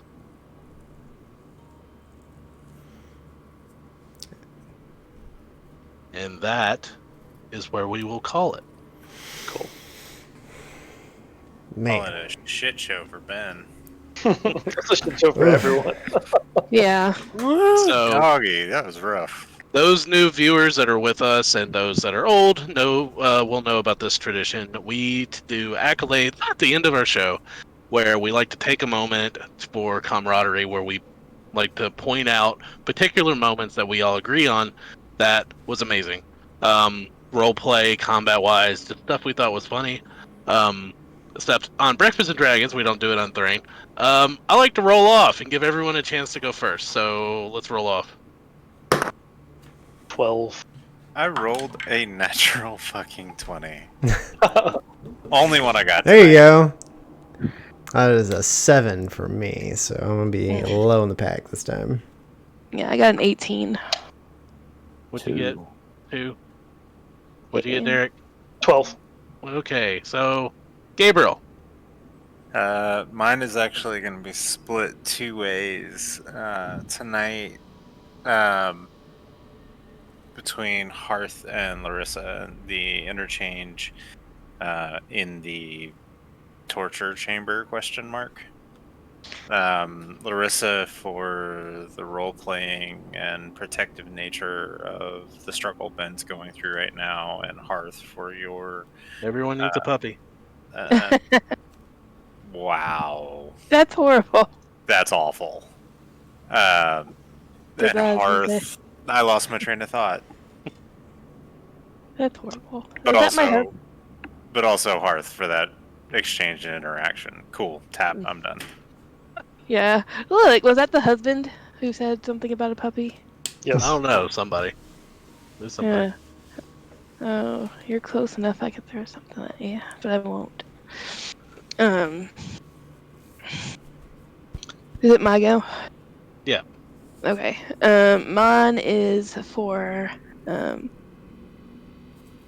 mine's for like double, because like I think Hearth and Oliver played very true to their character today. Like, you know, trying to get in front, even though Larissa was like, "Let me look at traps, let me look at traps," and they're like, "No, no, no, stay back." It just seemed like they were like embracing their roles. That's what I got. Cool. So who's next? I had a He had an 20. 18. I think it was Brandon. I had it too, so I'm going Mine mine. was a 7, so. So I guess okay. So mine's going to go to Jacob. I liked the decisions you made with Oliver tonight as well. Specifically, like positioning yourself in front of that giant ball thing and just like weathering the storm. That was cool. I liked the kind of like interplay we had. And then back when, or after you finished that and you ran into to like step in front of the mummies for me, and then like you freezing up and being able to like come back and rescue you. That was really like cool and cinematic in my head. So Yeah. I really enjoyed that part. For sure. Gosh, y'all hit several of them that I was going to hit already tonight. Let's see. Mine's going to go to Ben tonight. Leaning into a lot of the decisions that were made for what Ben is going through right now. The decision to freeze up in combat because of just like being physically shaken by various things that are occurring, and then the effects of when the explanation of the failure on the deck save to try and protect Tannen, and like these like moments that keep happening that are just brutalizing Ben right now, and like you continue to lean into those in a really interesting and very like character felt way, and I really appreciated those tonight. Thank you. And I will give mine to Bill for the kind of encounter design of this dungeon so far. This maze, which I think is just very cool atmospherically, tone-wise, like why it exists, that slow lead out of the clues, and with, you know, people like Ben and Hearth knowing little parts of it. It's just a really great breadcrumbing and just building up this level of just dread, and even if it's not a scary kind of dread, but just just kind of getting you in your gut as to what this place is for. And then also the monsters inside. This is, for anyone watching, this is in my opinion, was a really great example of utilizing the environment, coming up with a cool baddie in the form of this construct. That was such a cool monster for this particular space. And then also the clues, feeding those breadcrumbs out of the blades on the wall. Like, we knew it was going to be something bladed, but we had no idea it was going to be that. And I think that's a very excellent way to just play with anticipation and also subvert expectations. Well done, Bill. Yeah, thank you. Whenever you can take a table of players that are very well versed in the monsters that exist in the world, and we don't know what's coming around the corner until it's there, like, that's kudos. For sure. I like, I do appreciate the accolades. I like this being, player focus. You guys have done amazing tonight. I know when I designed this encounter, I wanted a creature, which is really funny because we were talking about Labyrinth, kind of like the Cleaners, Mm-hmm. to where it took up the full size of the hallway. And I've been rolling, like, off screen, what you guys would encounter. Would this be part of its patrol? Would it be going around? And I've been moving it around the maze for wherever you guys wound up. That's fun. So it was really enjoyable for me. I write these encounters because I love playing the monsters on my end, because I play them just like I'm. The mummies are invisible because I can see them; they're hidden, but the mummies are moving around the maze. I'm rolling like, Yeah. one of my favorite things as a DM is the scatter dice from Warhammer. Yeah. So, but my accolade for you guys is, Killian, you tried to really come off as Brendan Fraser all night, May have been an inspiration for the character. but you were really Milo from Atlantis, Yes.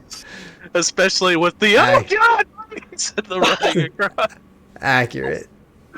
Yeah. So my inspiration goes for you because it was. I now think of Killian as a combination of Brendan Fraser and When No One Looking, falling into Milo.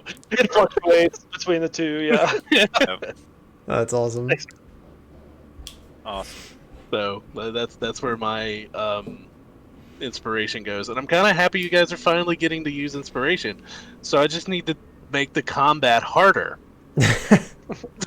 So, and as much as I would like to take, honors of making the Gearkeeper's construct, that is not mine. That is from the Wildmount Exandria book. It Oh, is nice. the Gearkeeper's construct made by Matt Mercer. Nice. They actually fought it on the show. It's an amazing construct. Yes, And it is. yeah, Super and cool. it's very, very fun. As you can see, it was very fun to run in combat. That second stick, it recharges that shrapnel cannon on a stick, Yep. and I rolled it. So, Dude, just Ben got down to 8 hit points. so Killian went down to 9 earlier with that mummy. I feel you. Yeah. Ooh. what? Crit. And then blowing a big spell out of frustration, and Oh man, that felt bad, yeah. yeah, it fit so perfectly. But that was just such a gut punch. Because I'm, trying to divorce player knowledge of what things are. Yeah. Man. And so, in closing, what's going to happen to the party? We will know on May 15th at 9 a.m. It's a Saturday. That will be the next time we will have our next new episode of Breakfast and Dragons here on the Forever DMs Twitch channel. That will be May 15th at 9 a.m. Eastern Standard Time. Now, we will be re-airing this episode on the 1st of May, which is a Saturday, at our regular time at 9 a.m. But before that, just tomorrow, tune in here at 7 p.m. Eastern Standard Time for our next episode of Thrain, DM'd by Gabriel, who will probably get back at me about Ben. No, it's fine. You'll just literally be like, GM's dangling all these plot hooks in front of me. I'm gonna go this way. I know, I've kind of been doing that, haven't I? Oh, yes, you have, sir. Dume doesn't like sword fighting competitions. He'd rather go eat pheasant. I'm so happy about that. I'm looking forward to it. Alright. Although I would have been happier with a pastry eating contest, because the idea of a Dragonborn samurai sitting there eating cupcakes as much as he can eat is amazing. So, alright. Thank you very much for joining us tonight. And join us again tomorrow for Thrain, and join us again May 15th for the next Breakfast and Dragons to see, hopefully, what happens at the end of this maze. So, is there anything else? Anybody need to cover? Nope. Good. Great game, guys. Have a good night, Alright. everybody.